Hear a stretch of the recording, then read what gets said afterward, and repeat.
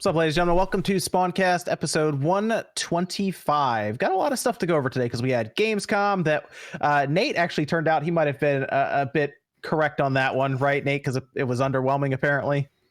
According to Nate, did you say it was hype? Did you say it was exciting? I mean, there was some good. Hey, they showed SpongeBob at 60 frames per second, man.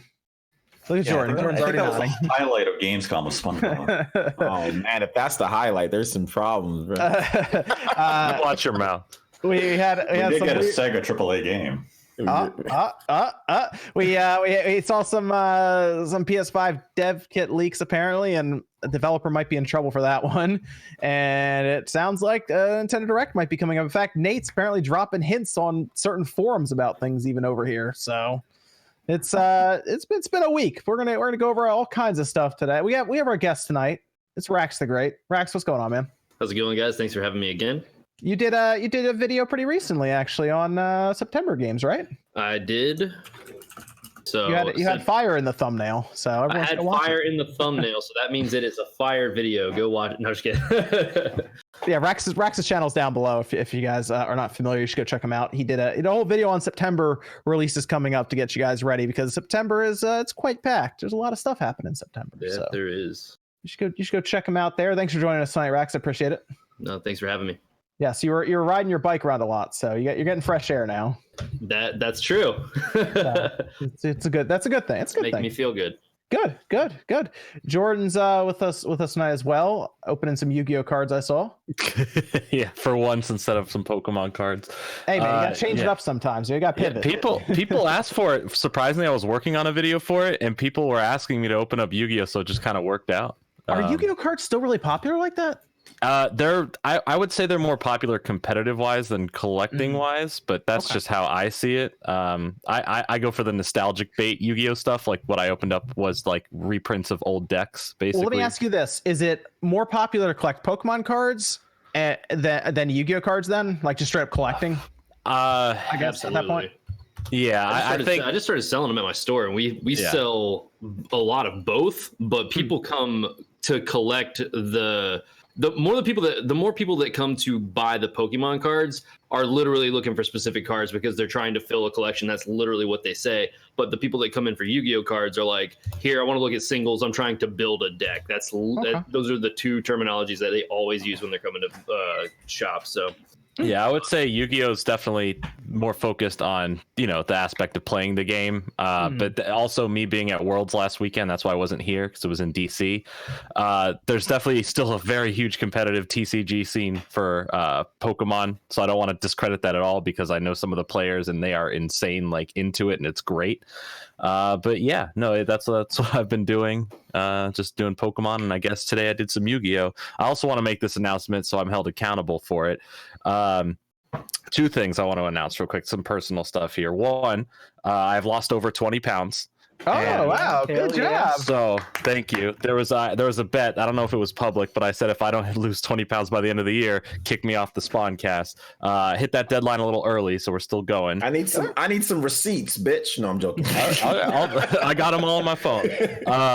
And the other thing is, as you guys probably know, watch the show, I'm quietly, when I'm not talking, vaping, And today, I just finished right before the show my last Juul pod ever, and there it goes. I'm Doing all that healthier life, and I want to say thank you for everyone who's been supporting and giving me positive feedback and keep going forward with this. So I want to thank you all. So you feel better?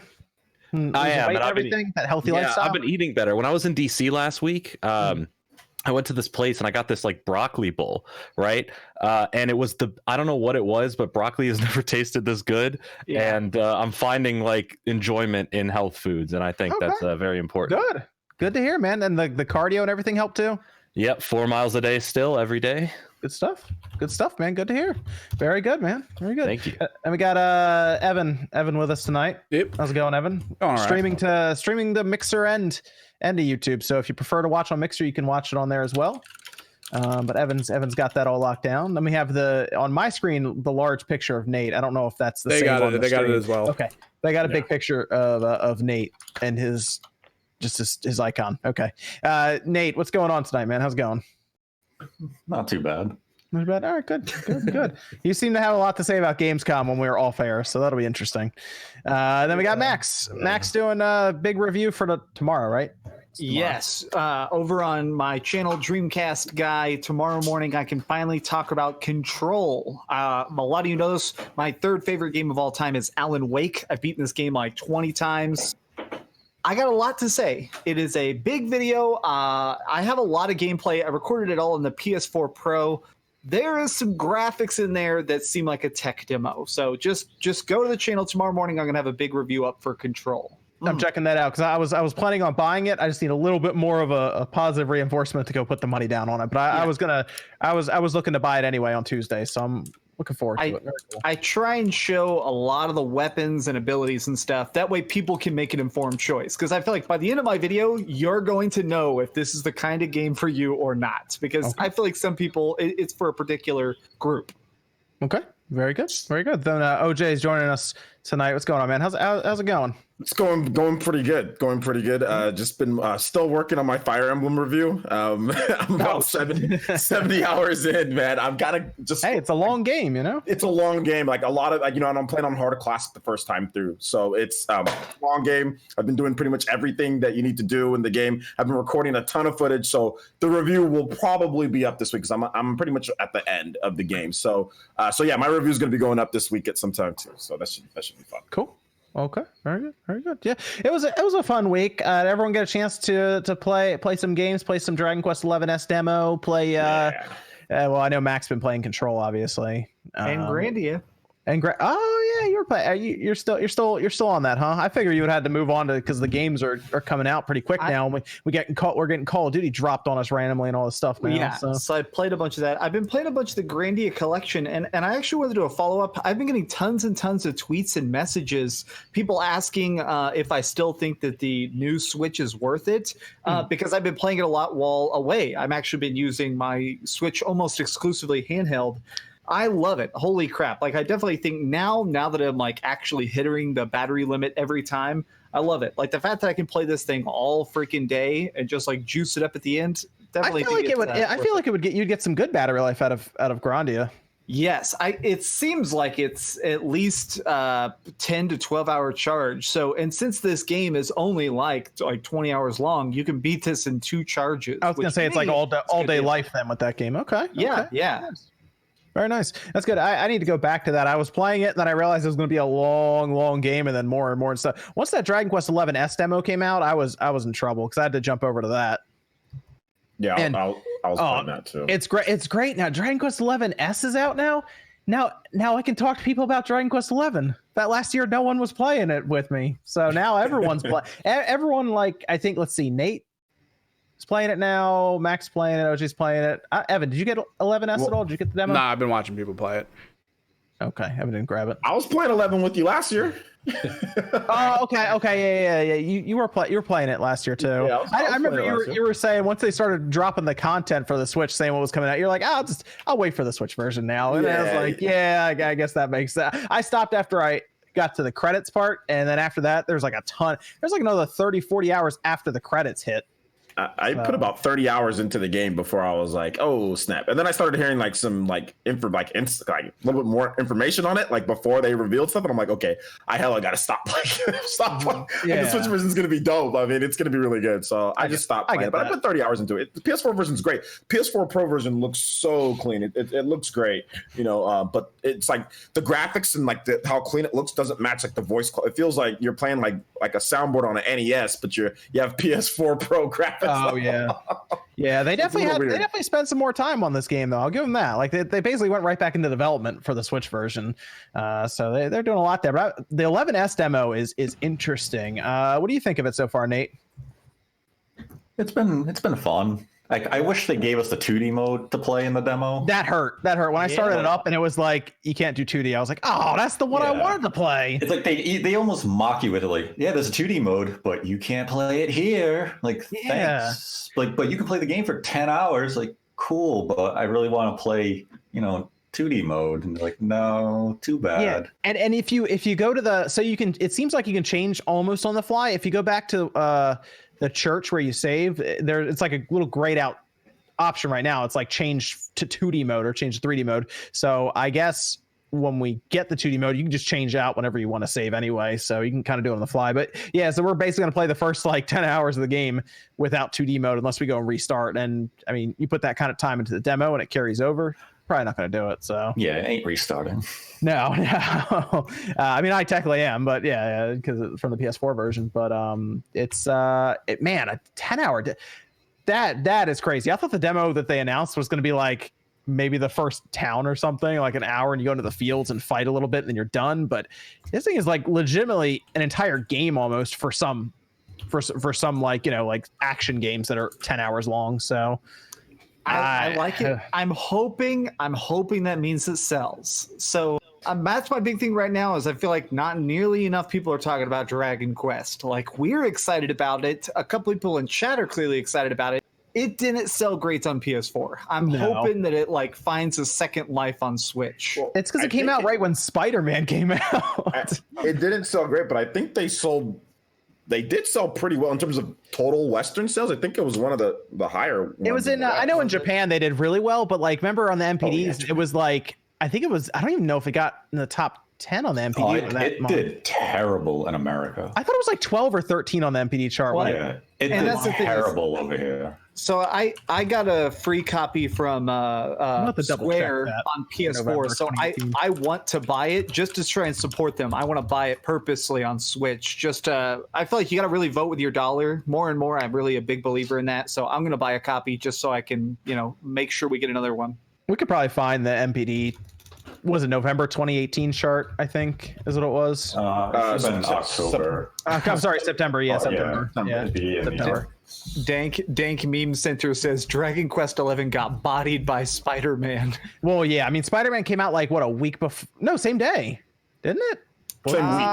Same week. Yeah, it was a week. It was a Tuesday and a Friday. That's right. Yeah. And then I remember when I went to get Dragon Quest 11 for the PS4, like I had to go to 2 different stores to get it because one didn't even have it. Yeah, I pre-ordered the game from Best Buy, and my pre-ordered copy wasn't there. I was like, this is bullshit. Excuse my language. I was like, how do you pre-order the game and you don't ship it to the store? I had to go to GameStop to go get the game there. So I had to go to 2 stores as well. And my Best Buy and GameStop, they're freaking 20 minutes away, so I wasn't happy. Yeah, it's that's what you got to do though. Now you got to put the game out, a demo, and have your progress carry over. Like it seems so easy because a lot of these Japanese RPGs are like they're like usually 40, 50 hours for the most part. So give people the first 5 hours, have your stuff carry over, and they're probably already invested to the point where they'll keep going if they like it. Well, I mean, we've seen Nintendo use this strategy before. I was going to say the major thing of a lot of RPGs have a totally different combat system, like 100% totally their own, and that can be a little bit hard to learn. So something I think that really got helped is Final Fantasy World had a demo that was basically just a separate dungeon to explain to you that it's basically Pokemon. And so once I played that demo, I was like, okay, yeah, I'm buying this. Like now I understand it's going to be weird, but it's Pokemon. What were you saying, Rex? I was saying basically like, I do think the demo and everything does play into getting people hype. I think that the announcement of Hero being in Smash Brothers got a lot of people really interested to understand what this character was and who it was, and just invest in the game if they've never played it before, because a lot of people are really, really invested in Smash that might not even be familiar with Dragon Quest at all. I mean, the last time I heard somebody even talk about Dragon Quest, I think it was 8 back on PS2. So I think that really played into it. Being able to, I think they really wanted to let people understand what the game was by putting that demo out there and letting them play with it, because they probably did see that they did so poorly in the States with the PlayStation version. I personally bought it on the PlayStation, but I've been a big fan of that series for a while, though. It does kind of make sense because Nintendo's publishing it, so they're doing like all the advertising. They dropped Hero in to Smash, so they're trying to get everything they can to make this work in the West. Nintendo's doing exactly what they did with Octopath. They're releasing a lengthy demo just before release where you transfer your progress over. And that's Nintendo's way of basically saying, we're going to get you hooked to the story. You're going to learn the battle mechanics, and then you're going to buy the game. And then what we saw with the launch of Octopath is that it opened very strong in America. Yeah, but so Nintendo is invested with Dragon Quest. Is it just Nintendo or is it Square? Because Square released Ononaki as well, a demo for that, and that carries over. Yeah, it's like a 2-hour demo, and the game's 20 hours long. So they just gave away. I think it's Square just trying to get people kind of hooked into their games. I mean, Octopath was interesting though, because that one it was also a feedback too, right? So it's like you play the demo or something, didn't they? Yeah, they did two. They did one of them, and then we get feedback, and then they fixed, and then they did another demo that had most of the improvements, but there were still some other ones that they left out. So. Yeah, I mean, it's interesting to see Square do this. It's a great idea. I think like whenever Final Fantasy 16 hits, they need to do a demo for that. They should have a demo for Final Fantasy 7 Remake ready to go. Like that's apparently 100 hours. I know. Well, so some stupid amount of time. Yeah, put out a 5-hour demo.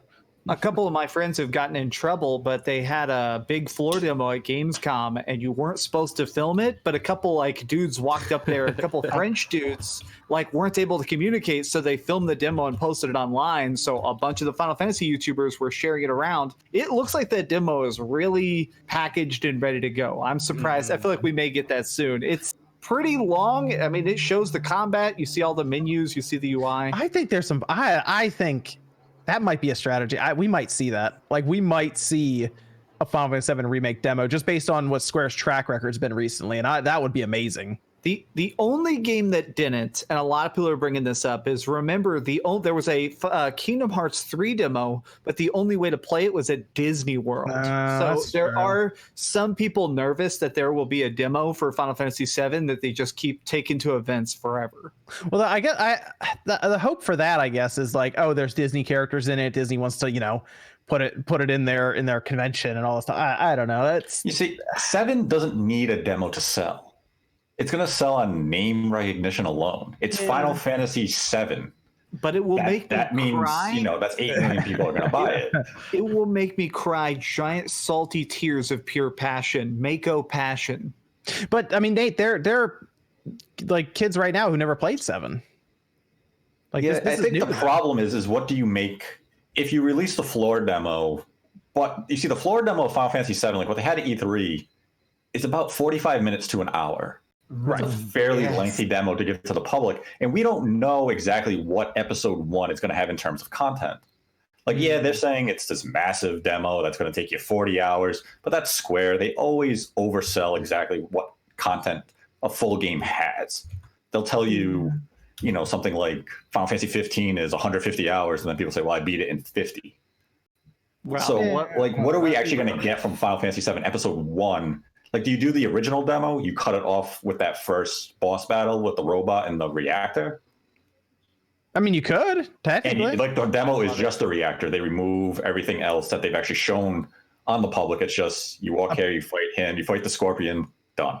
Apparently, yeah, apparently, I mean, there's apparently a ton of stuff in this game, like the outside of the main storyline that they're like really fleshing out. So, I mean, it could be they could just do a quick demo of it, just get people hyped. I think at this point, so I'm going to slightly pivot topics, which is we're about to get World of Warcraft Classic. I'm studying that very closely. A huge part to the people that are going to be picking that up Monday and playing it are kids who never actually played the game because they literally didn't exist when it came out.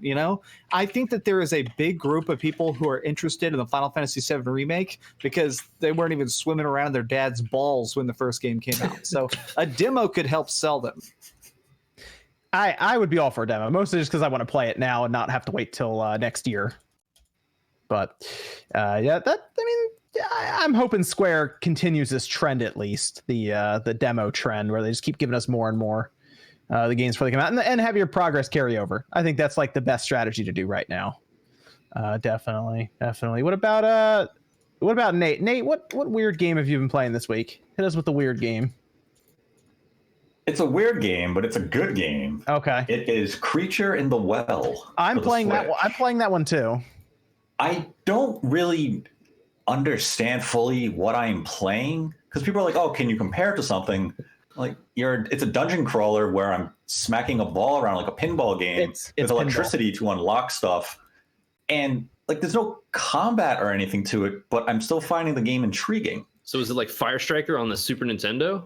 I don't know what that is. It's Creature in the Well. It's it's technically a roguelike because if you die, you go back and then it kind of, I guess. Damn it.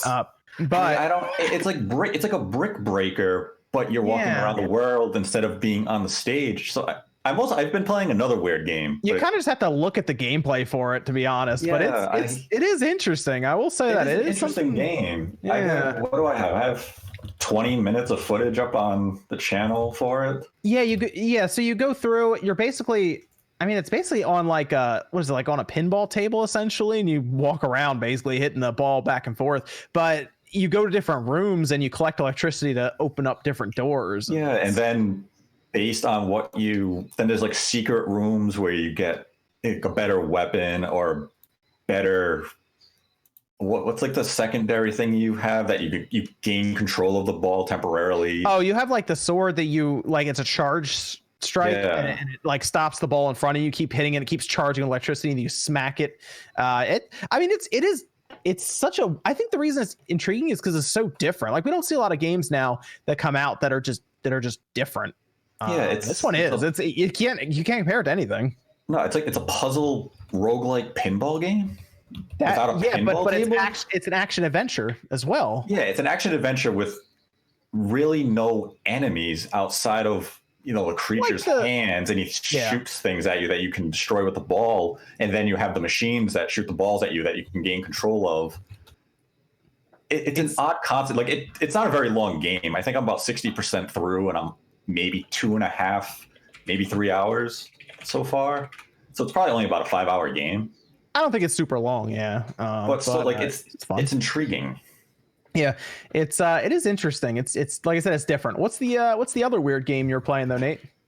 I can't believe nobody else is playing this right now. I have been playing Gears Pop on my phone. Wait, that's okay. Hold on. I saw people tweet about this saying it is severely pay to win. It is. It is. If you like buy packs, all of a sudden they'll give you like 15 pops of like Marcus Phoenix, and you can level up your Marcus Phoenix to some ridiculous level where he's just laying waste to the whole battlefield, and you're like, yeah, I'm a badass. And it's really interesting. It's a weird game, but I just keep playing it. They hired celebrities to do the voices of the dudes, so they're tweeting about it. So a bunch of these like celebrities on Twitter now are being like, "Oh man, I got another great pack on Gears Pop #ad," and it's just like, "Oh, this is the most awful." Like you're marketing the most garbage tie-in ever. That's funny. #ad. It's a weird game, but I have like $300 from the Google surveys, so I'm like, I'll throw $5 from this at it because I'm not going to use it for anything else. Oh, okay, but it's addicting though, so they got you. Yeah, but I'm never going to actually spend any money for like my wallet outside of that $5. If I lose, I'm like, I don't care. Plus, it gives you achievements on Xbox, so I'm getting a few hundred achievement points for really doing nothing. That's right. They released like that what was it? The tool set that lets developers do that with their phone games now, to where you get Xbox Live achievements after you sign into it. That's so interesting. Yeah, so I just logged into my account. I've unlocked like 500 achievement points from playing Gears Pop. Man, that's okay. Are you gonna play the Pokemon Masters? The Pokemon Masters game that come out? That's out this week, I think. The 29th. Yeah, I'm playing it. I'm definitely gonna play that. Maybe. Wait, hold on. You're gonna play Gears Pop and not that? Well, I'm waiting for Gears 5. Yeah, that's true. I want to shoot something. Go back and play Gears 4. You want to play 2 pay-to-win games? Because Nate, if you need to get caught up on Gears of War for just $1. You can get. Wait, is that still going on? I keep saying it. Yeah, for $2, you get 2 months of Game Pass Ultimate. Whoa, $2. Wow. And that's even better deal. Access to Game Pass and Xbox Live. Oh, thank God. Good stuff. Checks in the mail. Okay, so I went on there and I was like, I'm gonna start playing back through Gears of War, and they're all on Game Pass. So I hit a button and it was like, you can just download all of these. So yeah, I started playing back through. I'm almost on the first one again. I was going to do the second one, third. I don't know if I'll get back to the fourth one though by the time it comes out, because Control and then Astral Chain are both out this week. So that might be kind of tough. I think we're going to see an influx of new Xbox Game Pass, subscribers, because I mean, if you're getting deals that cheap, plus Gears 5 is going to be on there even earlier, September 6th, which is great. There's and no Final Fantasy VIII remastered. Well, yeah, that's a thing. No, just kidding. I just want to piss everyone off. I'm Dude, kidding. there's I'm no kidding. confirmation that there's no physical copy for that, Max. I'll buy it. Digital I'll buy only. It's looking pretty good though. That Final Fantasy VIII. I mean, I'm not the biggest Final Fantasy fan. I do like Final Fantasy games, but that's crazy. I mean, I think that even though there's no physical edition of the game, and I remember watching Dreamcast Guy's video that he did, a while back about it. Why they can't bring it forward? Yeah, it's just a miracle kind of that we're even getting this game. And not only that, it's not just like the regular PS1 grab. It's like they're actually touching it up and making it look better. This is pretty cool. Somebody sent me this interview, and I may be misquoting this a little bit, but basically it sounds like they got the engine they had to create a new engine to make the port of Final Fantasy IX, and basically they had to completely remaster the game. And then once they had that engine, they were able to basically load a Final Fantasy VIII into Final Fantasy IX and rebuild the game. So that's why it looks so different. It's because we're kind of playing Final Fantasy IX.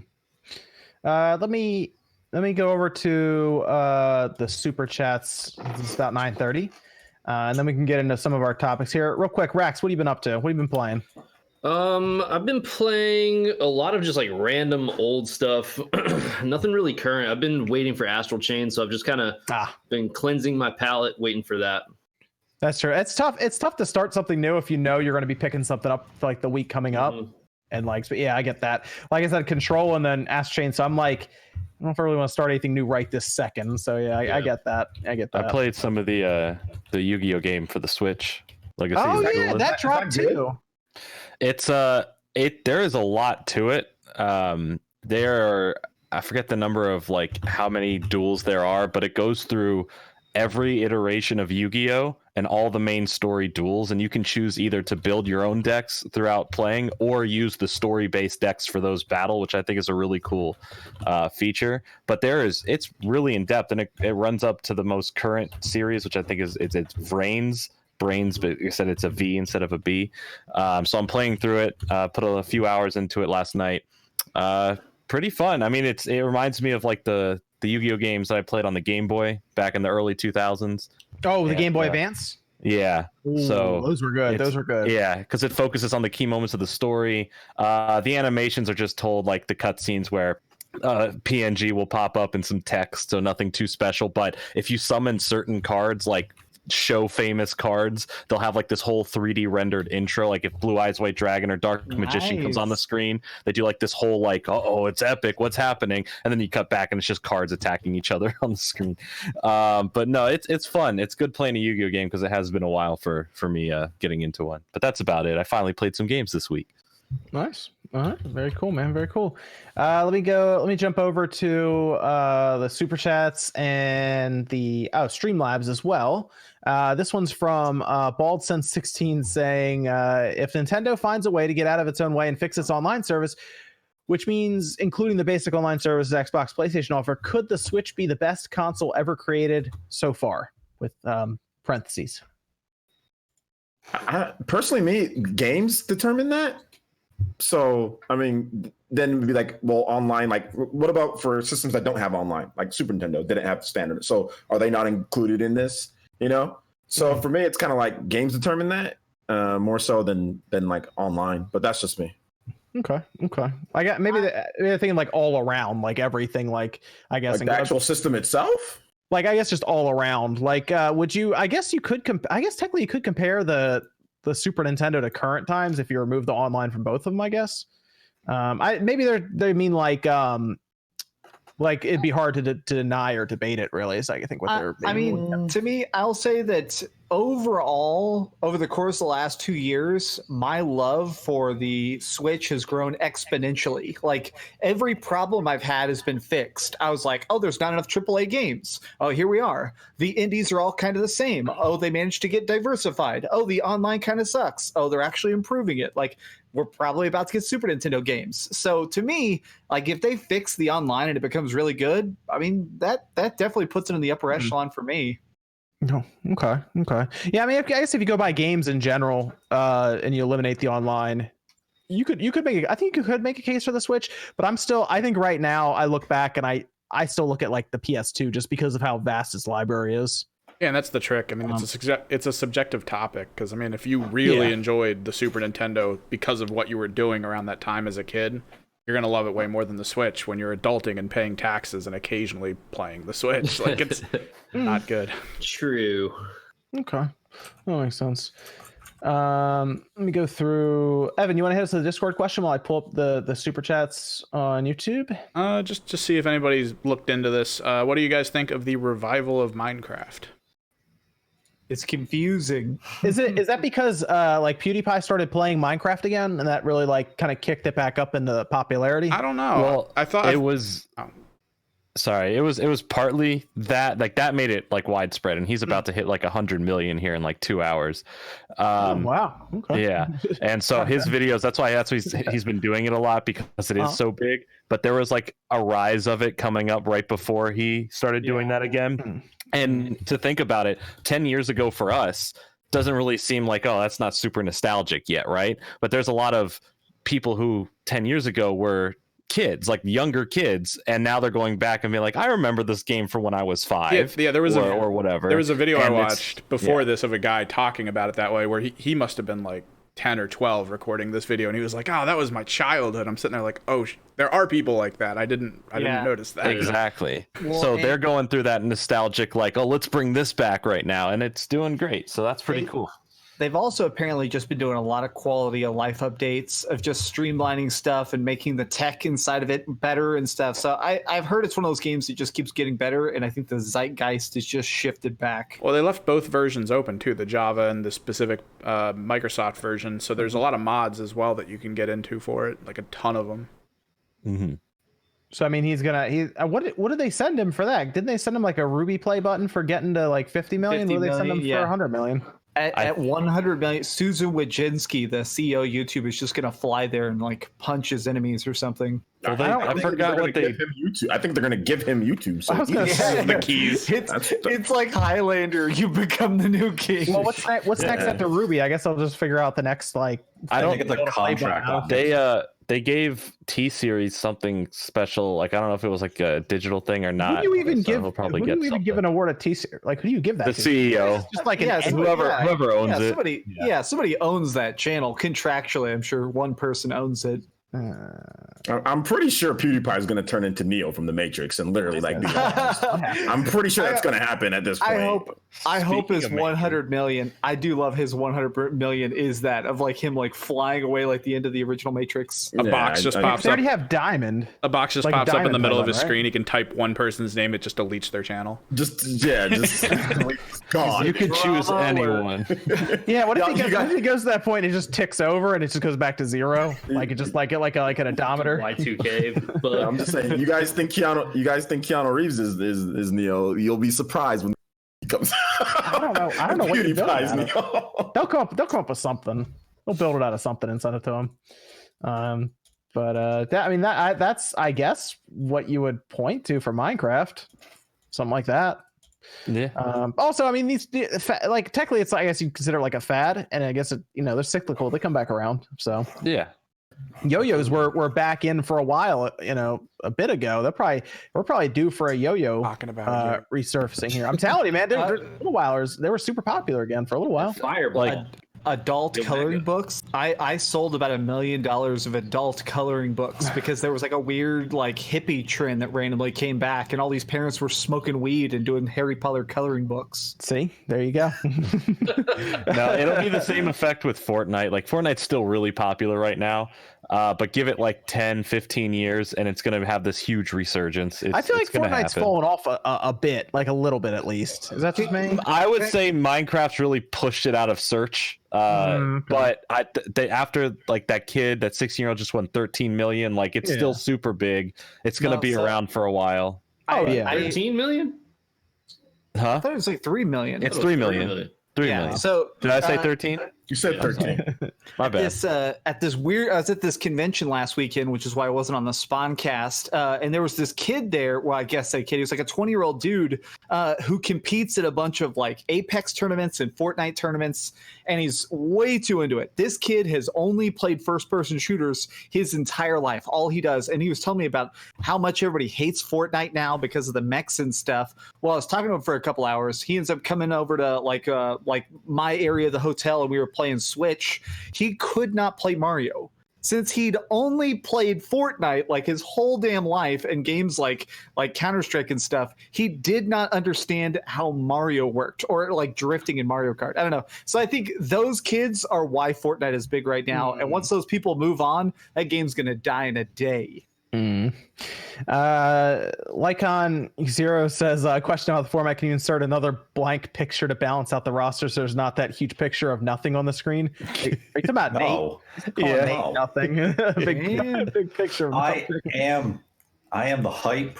I am the focus of the Wait, show Nate's tonight. the hype now? The hype, yo. I am the hype. You guys trying to hype up Gamescom. We'll talk about Gamescom in a minute here. Ethan R says Jordan's attempt at being a sex god now. I'm talking about, I guess, you getting healthy, getting fit. You sure got me. That's exactly what I'm going to do. Jeff, JK66 Mustang, no message. Thanks, Jeff. We appreciate it.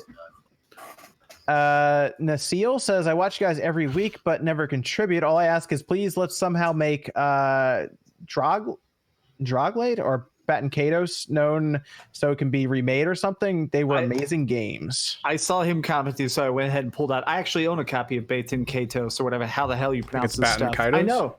Weren't they going to do a Steam release, or they did do a Steam release of one of the games? I think they did that. If you look around, one of them did, and then for some reason the prequel they won it.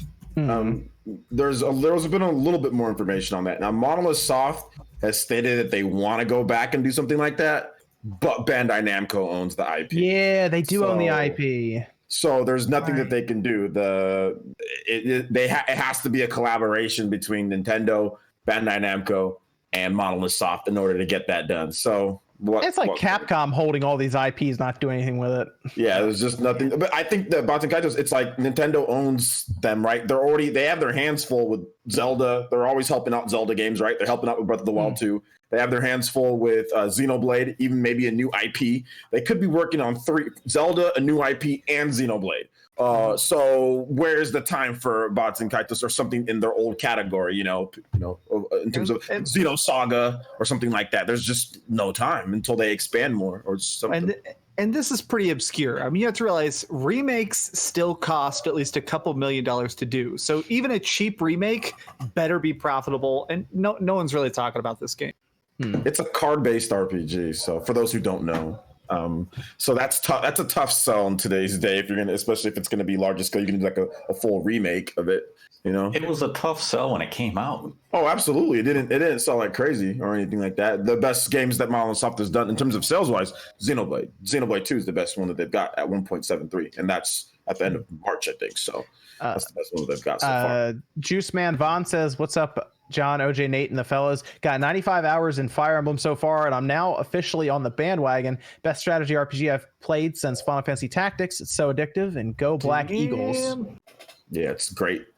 It's a great game. Love that game. I feel like a lot of people want Black Eagles because that's the best house. Is that okay? Apparently in Japan, well, Blue Lions, but that's all right. Blue Lions is the most popular in Japan right now. Oh, all right. See. Japan has no love for the queen. The Black Eagle. Yeah, but in the Blue Lions, are there more like Japanese waifu characters? Like, are they gonna get pulled to that? Oh, yeah, but we have Daenerys. That's all that matters.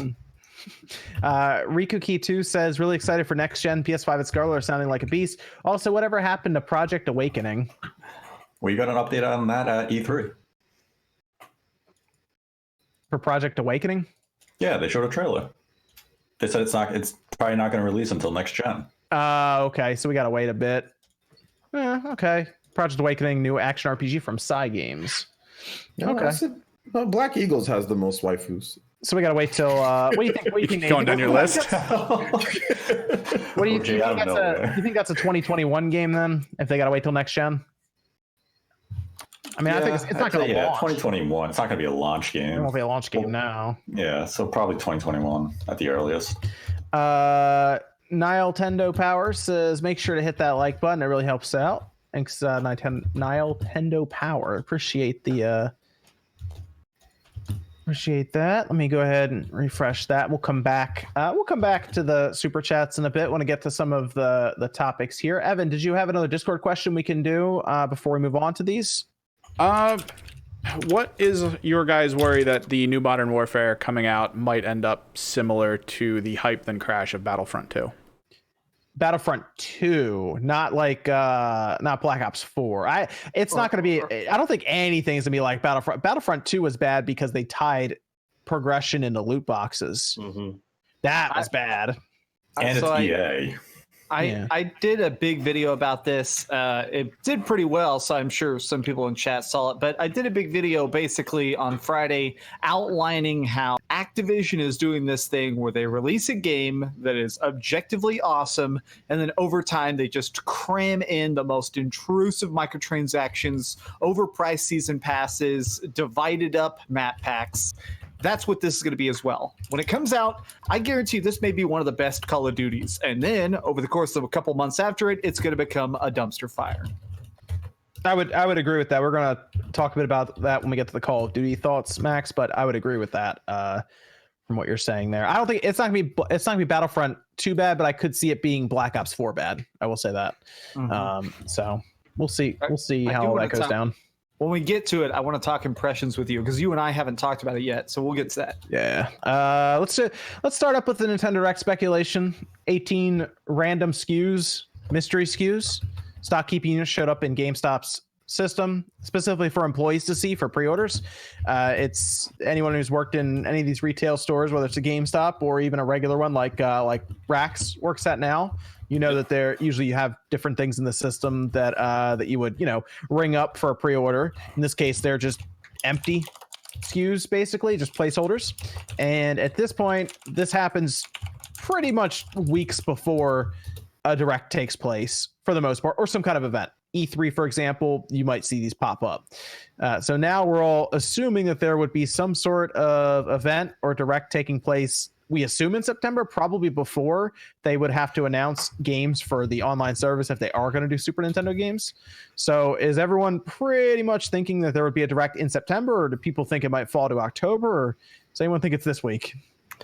Based off the calendar, it looks like everything that has happened in the past, there's definitely something around like the 13th of September. So I'm pretty confident that I feel like something's going to happen in September. And just like you said in your video, where it usually falls after an indie showcase, it just makes sense to me personally. What were you saying, Max? Go ahead. I was going to say, I think that they're going to do it. So here's my off-the-cuff random theory is I think we're going to get a direct. I do think the major focus of the direct is actually going to be Link's Awakening. I think it's going to be like half Link's Awakening, half new games. And it's just because I definitely think they want that to sell well. So the same way they did with ARMS and Splatoon, like you come out there and you show people, hey, this is what you're buying. You think they might introduce some new feature for Link's Awakening? Maybe. I think they're probably just going to explain it to people. I have seen a ton of like Nintendo fans talking about how they've never tried Link's Awakening ever. They've never seen the gameplay. They have no idea the bosses. So I feel like maybe Nintendo is just going to come out there and kind of be like, hi, like you all have this pre-ordered. Let me show you why that was a good choice.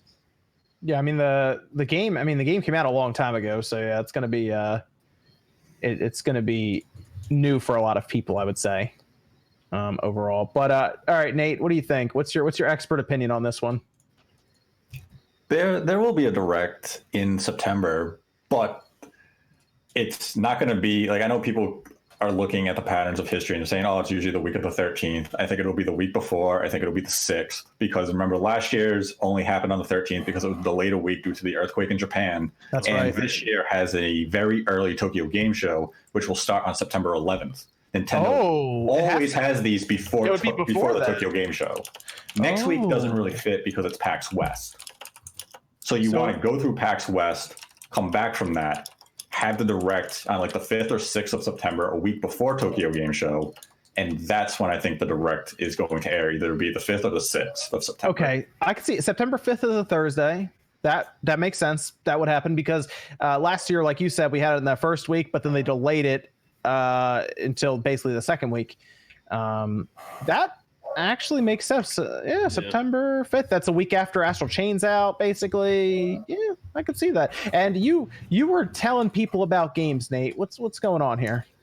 I mentioned 2 games that possibly could be in the direct. I don't know if they would be in any direct or they'll just kind of randomly appear at some point. Just 2 games that are coming to Switch. When they come, I do not know. All right. Well, you already put it on a forum. Which games are they, Nate? Assassin's Creed 4 Black Flag and Assassin's Creed Rogue. Woohoo! I really wish you didn't talk about that, bro. That's come on, those 2 games. I mean, dude, I think Sean RGT's gonna be all over that, man. Yeah, I'm the one person in the world I like Assassin's Creed Rogue, unironically. I didn't play Rogue yet. Remember, I was talking about that. I was like, man, maybe I should go back and try it, and I never did. Rogue's okay. You play as the bad guy, like the whole way through. You are a Templar. You hunt down assassins. Hey, check it out, bad guys. Black Flag was so far anyway my favorite one. I like Black Flag a lot. I shouldn't say that. A lot of people like Black Flag, so I'm sorry. I mean, I've already played it though. That's the thing. It's like, I already played. If it was a collection, that'd be cool. But I think Black Flag will probably come over first, most likely. It might be a collection of the 2. If it's a collection, that's great. They're kind of the same game, so if they sold them together, I mean, it probably makes sense. I mean, they also sold 3 for by itself again, all over again. So you never know. Well, 3 came with Liberation, didn't it? It did, yeah. It did. Yeah. So maybe it is a collection. Maybe it's Rogue and Black Flag together. See, that'd be a cool package. I mean, they're probably a direct announcement. You know, I think Sean liked jumping into 3 there. I think he'd be all over that. Yeah, Sean actually liked 3. I didn't like 3. Right. I mean, 3 wasn't bad, but I think 4 is better. Did I tell you I did a full master file of 3? I got all the stupid collectibles. I unlocked the dumb audio logs from the future. I put like 65 hours into that game. You know what? I could see Assassin's Creed being the whole collection could be like that November release kind of thing. Remember what that September direct we had one year? They announced Doom, and then it came out like a few months later. All those games were September, were November. Like Skyrim, Doom, LA Noire, Resident Evil, the Revelations collection. All that was all November. Yeah, every September direct they do that. Yeah, they haven't put the Ezio collection on Switch yet, which I find weird. Well, that's like 5 games, isn't it? It's 3 games. Yeah. Well, what do they put out here in the September direct? Do we get the Monolith game? That would be cool if they finished with Monolith Soft's game, which I talked about recently in the video. That would be really because there hasn't been anything from the main team since 2015. We've seen nothing from Takahashi's main crew. They've been working on something. They can be working on 2 games or they can be working on 1 game, but we've seen nothing for 4 years now. So I think they've got to be close. Chilling. No, they ain't chilling. They're working on that game because they've been hiring for a new project. So we know they're hiring people to chill with them. Yeah, they're working on Zelda also. We know that. They're also working on Zelda, but that might be some of their other teams. That's like their support. Yeah, because they have 5 studios. So they have a lot. Yeah, Monolith has like an asset-focused team, and that's they're sent to like Nintendo to assist on Zelda and other projects. Oh yeah, we need Game Freak's other game too, right? Is that still coming out this year? Town. They did just do a trademark for Town recently. Yeah, we talked about that in the video. Every September direct, like last year, they had Animal Crossing teaser and Luigi's Mansion 3. So those are obviously late 2019 teases. So like if they have another September direct, we'll probably get some late 2020 teases, and then we'll have some games that are going to drop very soon after. Because I think last year we had. Trying to think what we had in the September direct last year that released before the end of the year, because Diablo was announced in August on Twitter. It was on Twitter. And then that dropped. Skylines dropped like that same day. Yeah, City Skylines, I think it was the same day. Civilization dropped later on that year too. Yeah, Civilization, I think that was November, wasn't it? Yes, yeah. So we always have some sort of like third-party game or some sort of announcement in a September Direct, and then it releases 2 months later. So if they follow that trend, the September Direct is usually pretty good. Yeah, usually it's pretty big. It's like one of their. It's that and E3 generally, like the two big ones. Yeah, I mean it should be interesting. I like that thought though. Now I forgot Tokyo Game Show was so early.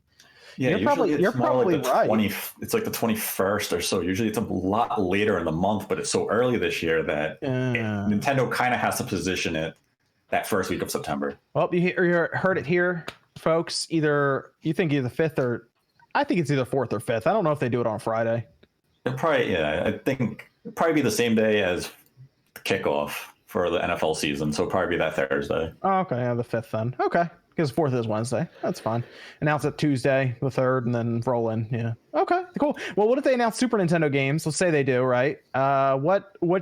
Let's say they announce 2 games to go to it, right? Because it's Nintendo, they're going to give us 2 which Super Nintendo games do they lead off with? Do you guys think? Just as a guess before we move on to the next topic. Mario World and Link to the Past.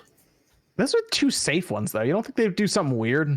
Like what? Star Fox and we'll do Star Fox. What's a weird ass Super NES game that Nintendo published? They've been getting hated on for releasing weird NES games, so I think they're going to give us the most vanilla flavored SNES games ever. I mean, we already have that list. That was. But do we need Mario? But do we need Mario World when there's already Mario Maker? Give us like I guess give us Link to the Past, an easy one, right? I can see Mario. Well, actually, I mean, if we really look at it in a Nintendo way, when they gave us the NES, they gave us the 20 games up front. So they'd probably do the same for the Super NES. You think they're going to launch it as a service? It's going to be all right. Well, here's the thing. All-Stars. All right, if they drop 20, that online service is going to get more expensive, right? No. You don't think really? You don't think there's gonna be a tier or anything? They can't justify giving. They can't convince us now to give them $20 a year, and they're gonna say, "Oh, give us an extra $10 a year, and you get Super NES games." You really don't think Nintendo's gonna try that? No. But then they're gonna give us 60 games for $20 a year. Yeah, but there's 60 like real money. If I'm still in the place of not even wanting to play those games, why? Well, let me ask you that then: Are they charging us for online service at that point, or are they charging us for the games? Because it feels more like the games are just there, and then they're like, "Oh yeah, and we'll throw the online service in there." I don't think anyone knows what Nintendo's charging us for right now. It feels weird. It feels like those games are more of a crutch for their online service being paid. It's their way of justifying that they're charging you $20 for a year for a service they gave away for free for over a year and a half. But if like the online service was like average to like decent, then all of those games that would be like their virtual console or whatever could be a whole separate thing, and it would be like, well, we pay for online anyway with other systems. Okay, it's $20, and then you could then subscribe $10 a month for the other service and get probably more headroom for more games. That I think Nintendo realizes that at this point it's free money. Like the servers were already built, their games are already made. They're just putting it on there to see, all right, can we get all 30 million people who own a Nintendo Switch to all pay us $20 a year? Like that's free money. Like, yeah, I guess. I mean, yeah, it is. But are they making less money than they would if they just put Mario Kart on the system for $5? No, because when it came out for the Wii with the Virtual Console, it was new, it was exciting. Then they did it again with the Wii U, and you had to rebuy the game again. So will there be some people who would buy it for the 3rd time on the Switch? Yes. But there's probably more people who will gladly give you $20 a year and think that they're getting an access to a huge catalog of games and thinking they're getting a great deal for that than individuals who would buy these games separately for $6 or $8 a piece. Okay. Because they've poisoned that well. Like I love playing Star Fox Super NES. I'm not giving Nintendo $8 for the 3rd time to play that game on the Switch. Well, now, I'll give you $20 a year, and if you give me access to it. Most likely you bought like the Super Nintendo Classic, though, if you like that game. Well, that too. Star Fox you have the Super NES Classic, which is going to have a lot of the same games that the service is going to have. How many times can you sell these games to the same people at a premium price of $8 a game? You can't. Now you throw it into a $20 service, and they think they're getting a deal. But are the Switch? I mean, obviously, there's more people on the Switch that didn't have a Wii U.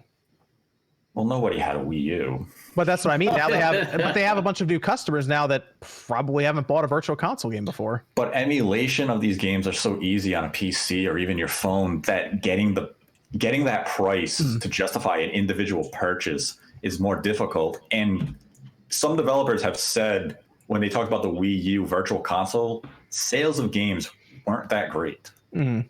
So this is really Nintendo's best solution of basically bundling them in to the Nintendo Switch online service for $20 a year, just for that fake sense of value. I feel like eventually they're either going to have to raise the price, or could they eventually have 200 games on there for $20 a year?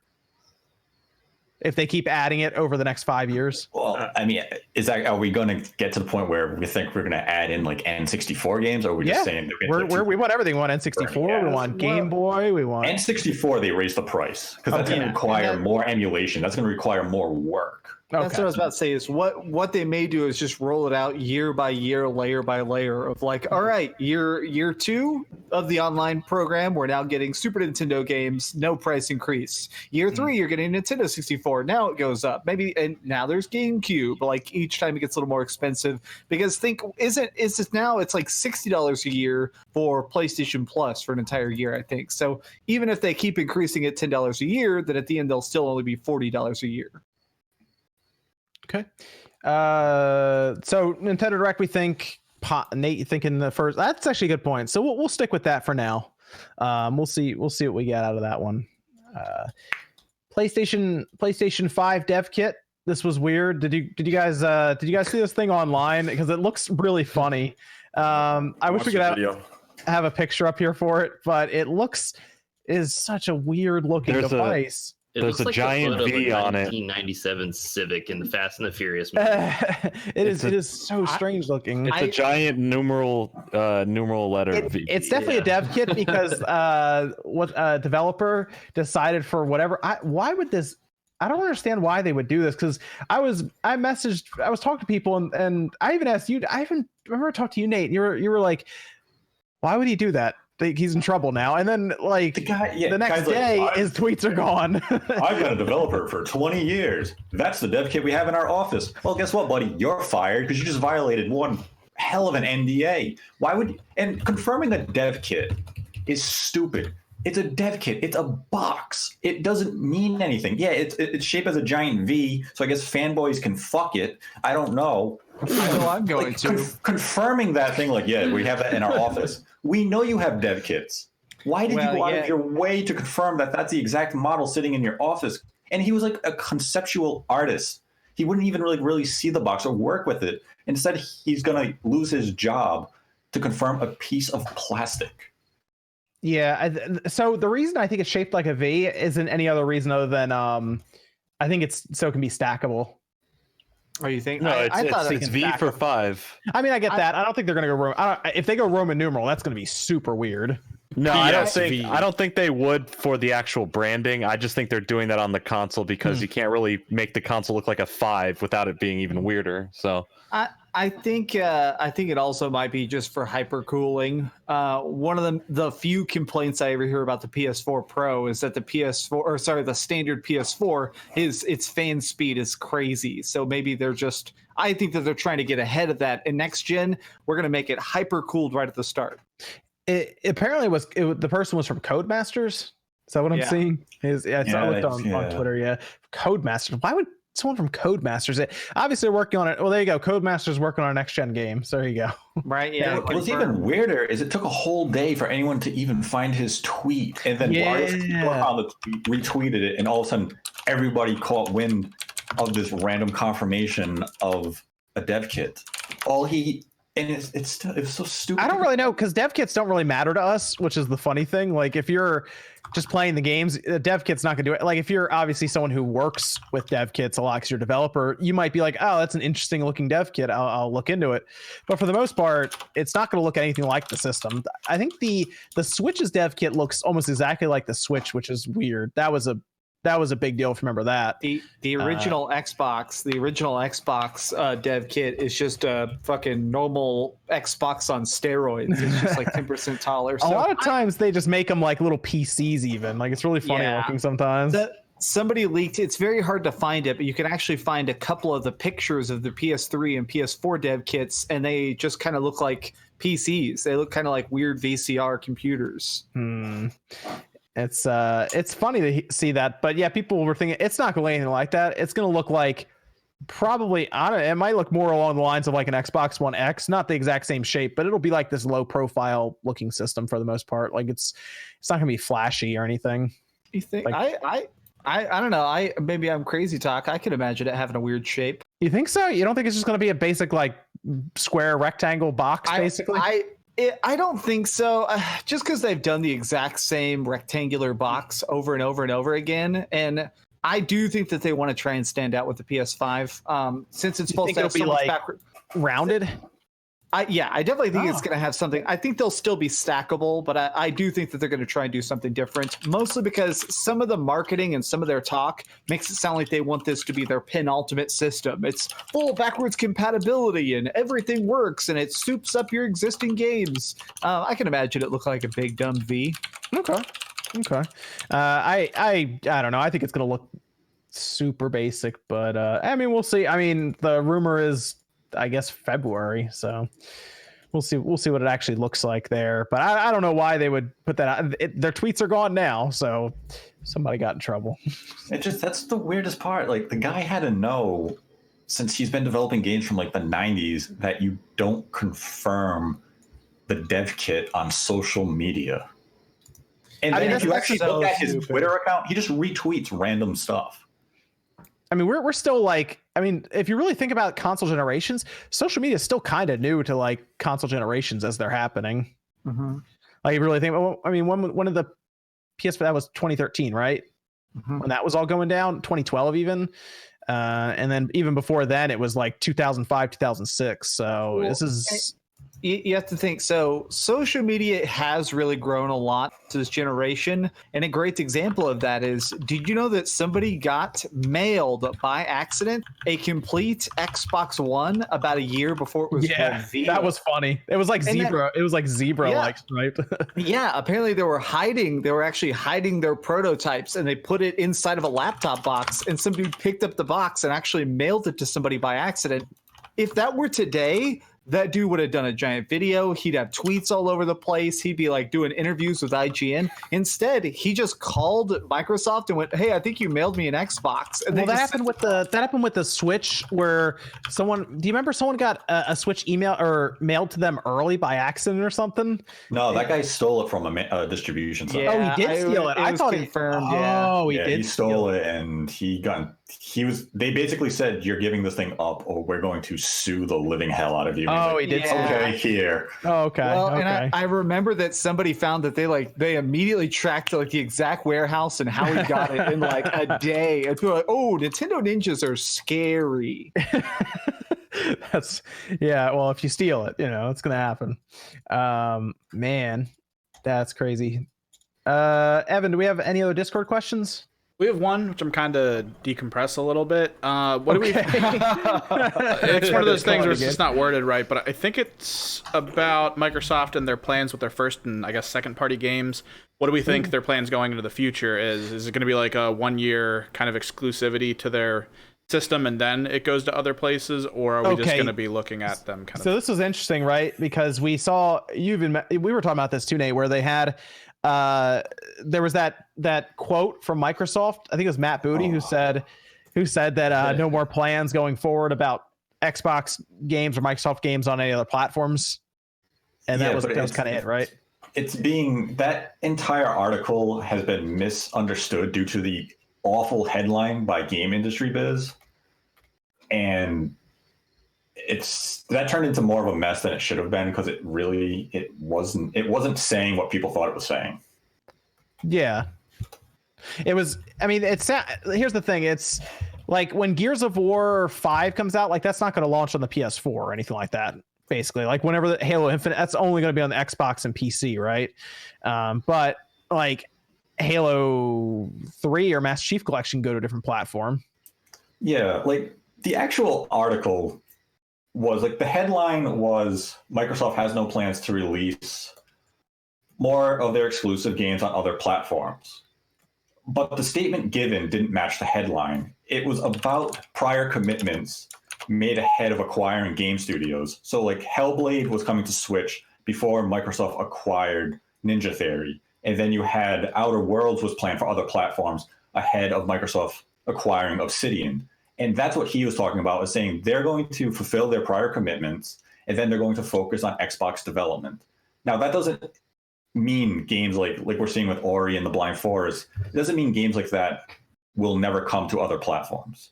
He was just saying these studios now, they're going to fulfill their commitments, and then they're going to make Xbox exclusive software. Basically, he's just saying Outer Worlds 2 will not be made by Obsidian for PlayStation 4. If Outer Worlds 2 is made, Obsidian will not be developing it. Right.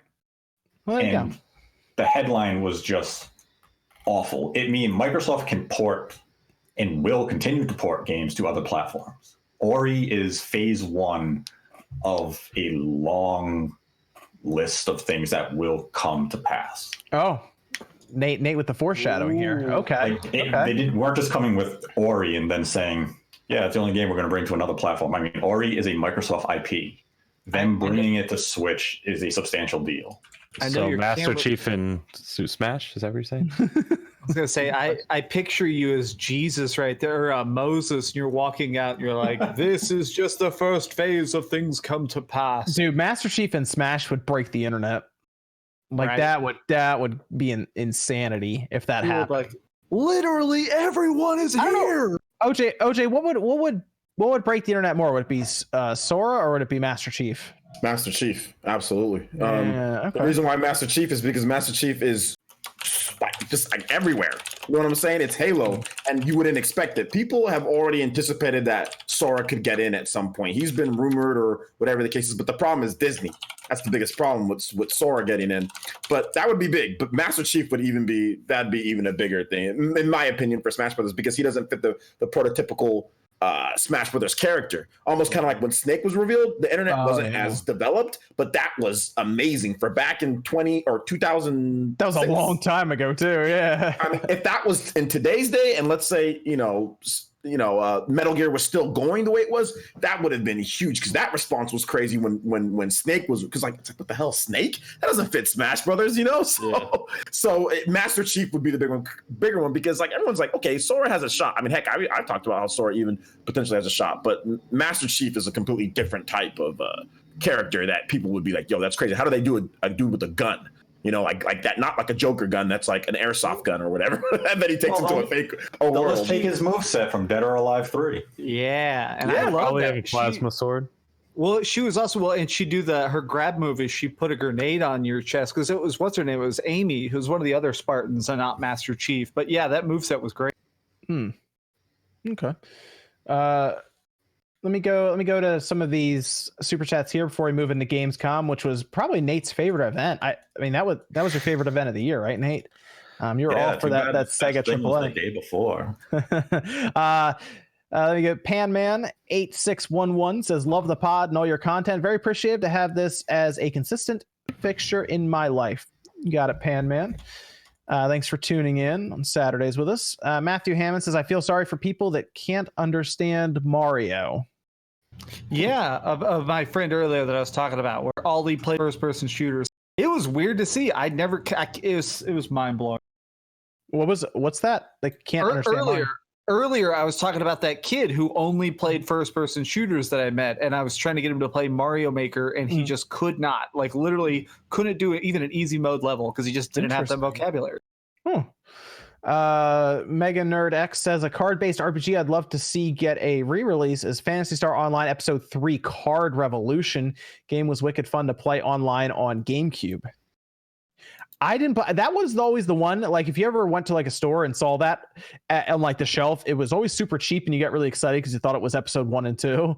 I didn't play Card Revolution. I don't know if anyone else played it for the GameCube. The Phantasy Star Card Revolution. Yeah, I have it. I actually tried to do a Let's Play back in the day. It's terrible. Oh, have you played Nerd X?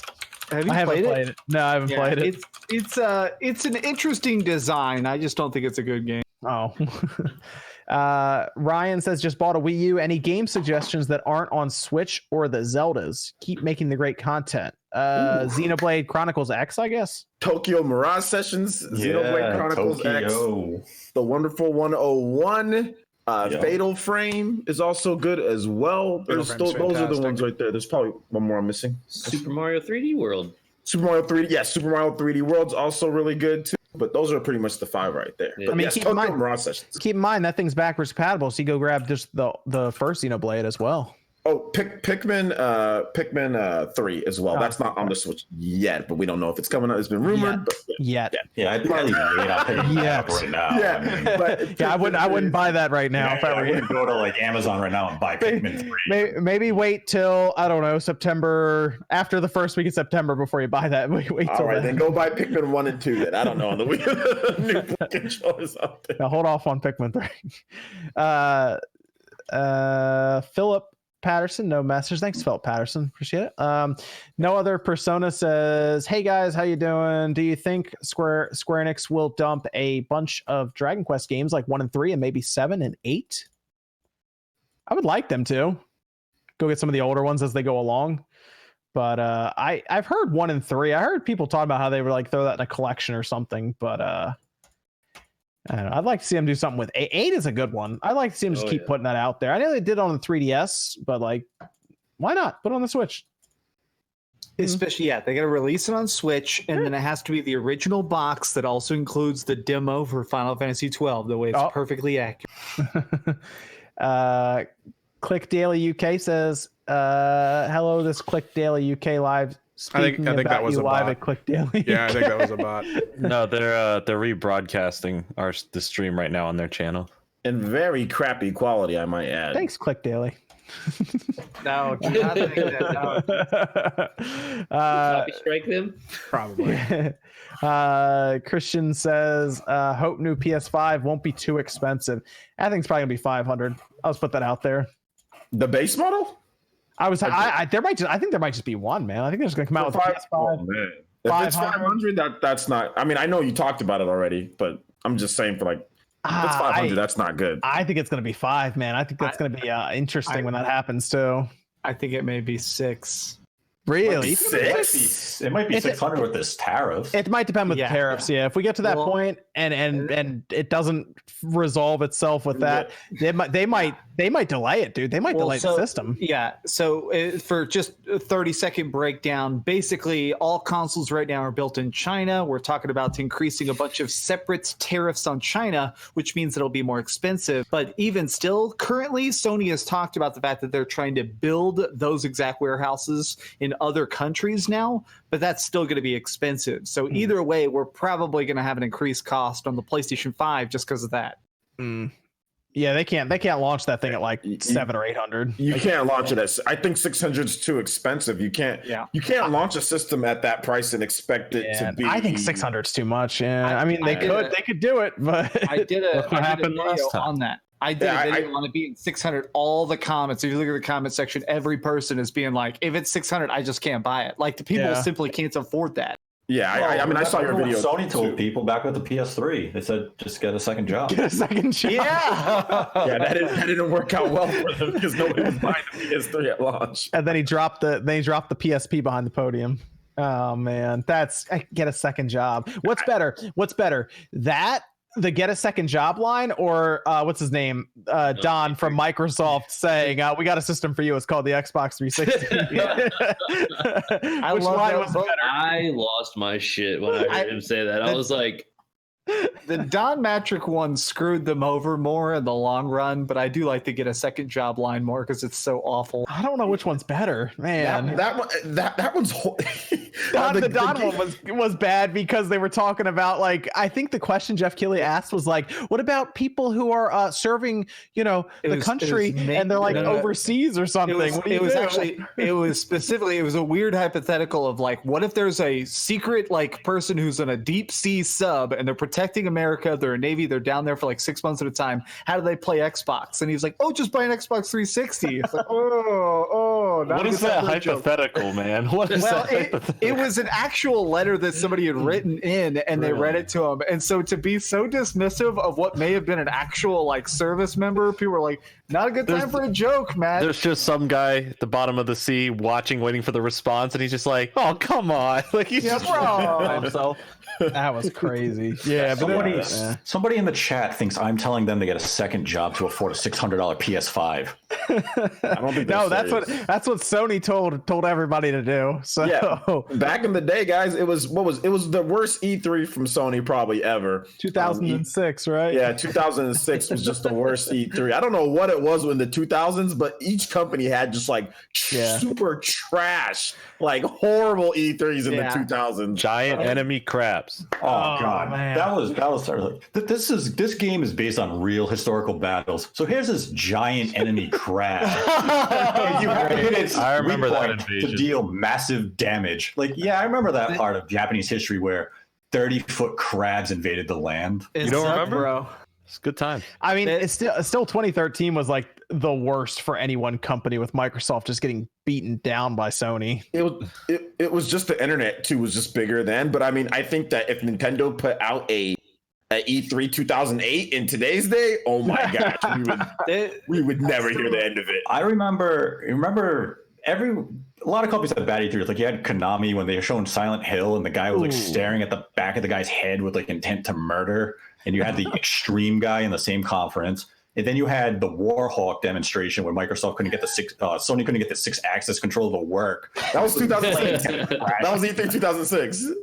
Oh man! God. What were you saying? What was Max trying to say? We kept. I was going to say. So there was a funny quote that was going around after they did their famous line where Sony was like, "If you want to afford a $600 console, just get a second job." There was a quote going around where some famous analyst said, "Everybody thinks that Nintendo has too much ambition, but they're shooting for the moon, while Sony is aiming for the sun." And I've always loved that quote to be like, even if you're successful, you're dead. Oh man, that's good stuff. Friggin' Sony. Let's move over to Gamescom. Nate, this was your event of the year, right? We got Ori on the Switch. Wait, that wasn't Gamescom. It was at an indie event before Gamescom. Do we not count that as, because that's technically like in the idea of Gamescom, right? Like it's part of the week of Gamescom. Like if they didn't want it to be Gamescom, they would have done it the week before, right, by itself. No, they just happened to do it the week when an event was taking place. But then if there's a direct on the 5th, is it part of Tokyo Game Show? When's Tokyo Game Show start? The 11th. No, because it wasn't the day before. To me, I counted it. In my Gamescom video, I talked about all the announcements. I mentioned the Nintendo Direct because to me, then Nintendo had a hell of a Gamescom. Yeah, exactly. Yeah, Nintendo won Gamescom. Yeah, what about that Sega AAA game, man? Come on. Actually, apparently, THQ Nordic, I think, got the award for that, right? I saw that. That's so weird. THQ Nordic won Gamescom. Apparently. I mean, they had some good games, though. I got to give them credit. I got to give it right, Jordan. Jordan's all over that, man. That's a problem of THQ. They got SpongeBob, man. Dude, it looked great. I was hyped, man. It looks just as good as I'd hoped it would. Once I saw SpongeBob, I was like, Jordan's probably freaking out right now. They showed some of the cutscenes and the new animations they did. They animated Squidward's nose now to like go with the wind in a cuts. It was great. I loved it. They did a great job with that. Yeah, I can't wait for it. They presented the award. Mark came up and accepted it, man. I like how Link's Awakening got an award. It's not even out yet. What? Oh yeah, that was funny. It got an award. I was like, what? Okay. Wait, what? Wait, huh? They're giving out awards to games that weren't even out yet. Do you mean tell me Death Stranding wasn't game of the show? I didn't know it was also an award show. I thought they were just like, and here's this game, and all of a sudden it's like, and now this person won an award. I'm like, what? Where did that come from? Jeff Keighley can't help it. Jeff Keighley walks onto a stage and he has to be like, and the award for best announcer is me. I mean, they showed. They also had Darksiders, Genesis there. That actually looks pretty good. Dude, I'm buying that day one. I'm probably gonna do a big review of it. I like those kind of games. Let's see. They had Darksiders Genesis. They had Monkey King Hero is back. Finally. Yay! Yeah, it's back. I can't believe he ever left. Apparently, Desperados 3 actually did pretty well at the show. People were really looking forward to that one, which is interesting. That's like the one that got named when they won like best like showing of Gamescom. Then SpongeBob SquarePants Battle for Bikini Bottom rehydrated at 60 frames per second. Let's go. There you go. Is that on all platforms, 60 frames, or is that? Apparently, that's what they said. Dude, I'm telling you, I don't know. I think my favorite part of Gamescom after. And then I'm sorry, Biomutant as well. Oh yeah, Biomutant. Biomutant's looking all right. I gotta give it that. That's not looking too bad. I think my favorite part of Gamescom after the indie event was how Jeff Keighley was talking about God knows what for 2 hours and nobody really gave a shit. And Sony just comes out and be like, we bought Insomniac. We were going to get to that because that was really God, Sony bought Insomniac. And Jeff Keighley's like, I'm in Death Stranding. People are like, no one cares about you anymore. And he checked it on his phone on stage. I saw it and he's like, he made a quick announcement. He's like, hey, while we're doing our show, big news, Sony just bought him. And he's like, all right, back to the show. Well, Kojima. Could you be those like journalists? The journalists in that room are probably like, maybe we should leave and write about that. Like that's probably more important. It was pretty funny. So Sega had a AAA game there apparently. Yeah, Knights. All right, so for Sean. Sean won't answer me. You know Sean won't answer me. I've been asking him about Knights this whole week, and he refuses to talk to me about what happened. It's a very sensitive subject. I mean, to be fair, no one who was going to guess that as their AAA game until we saw I think we could kind of at least make a guess when we figured out the company that was making it or the developers making it. But like before then, we were just taking just any shot in the dark we could. Let's be fair. If he had been right, he would have been the king of SpawnCast. We would have had to rename the show the Retro Gaming Tube Podcast. Like he would have been the god of it. What did I tell people that I think Knights is going to be? I think it's going to be a cell phone game. You're right, but I think it's going to happen. I just want to know why he won't talk to me. Like we've been working together for 6 years. Is there a reason why I can't get a single? You're gonna have to start some drama with Mitch the houseplant to get his attention. I might have to call him out in a video. We might have to do a tongue-in-cheek video calling him out. And name him Norm. You gotta start quoting Eminem lyrics and be like, "Baby, I called and you still ain't picking up." He won't. Even when he responds to something that I say on Twitter, I asked him about it. He vanished. See, I still like the idea of Alien Isolation too. That would have been cool. But that would have been hype. No, getting that mobile game. Yeah, Humankind is the AAA game. It's an RTS Civilization style. It looks like. Yeah. I called an RTS. All right. I called that part. So there you go. That was something. And then we got, what was that other game that was a Gamescom announcement? It was that Yakuza indie thing. Yakuza Collection. What the hell was that indie game? It was a sequel to something. I don't remember. What are you talking about? It was a sequel. It was a sequel to some frigging game no one gives a shit about. What the hell was it called? Oh, Kerbal Space Program. Oh yeah, people like that. There's a very niche and specific group on I think PC that are going to enjoy that one though. I'll say that people seem pretty excited about that. Also, the trailer was pretty good. I thought that trailer had such incredible CGI. Like it looks so great, and all of a sudden it goes like the cartoon stuff. And I was like, "Well, this is going to be some huge epic space event." No, it's just cartoony. Yeah, I didn't really. I haven't really played those before, but people seem pretty excited about it. Yeah, it's a fun little game. There you go. See, there we go. Little Nightmares 2 as well. Yeah, that was the other. That looked that looked pretty good. Need for Speed I thought looked all right. The gameplay. I still need to see how they're gonna add in monetizations. You know. Hey, don't forget to get the app. They're not stopping at the Yeah, right. I hate that. Don't you people have phones? Install the app.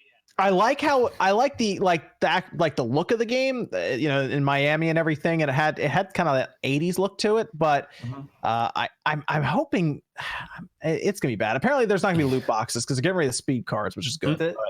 Don't say that. You know what's gonna happen. Yeah, it's right. gonna come out. It's gonna get its reviews a month later. These aren't loot boxes. It's surprise upgrade kits. These are upgrade pouches. Yeah, like it's gonna be dumb stuff like that.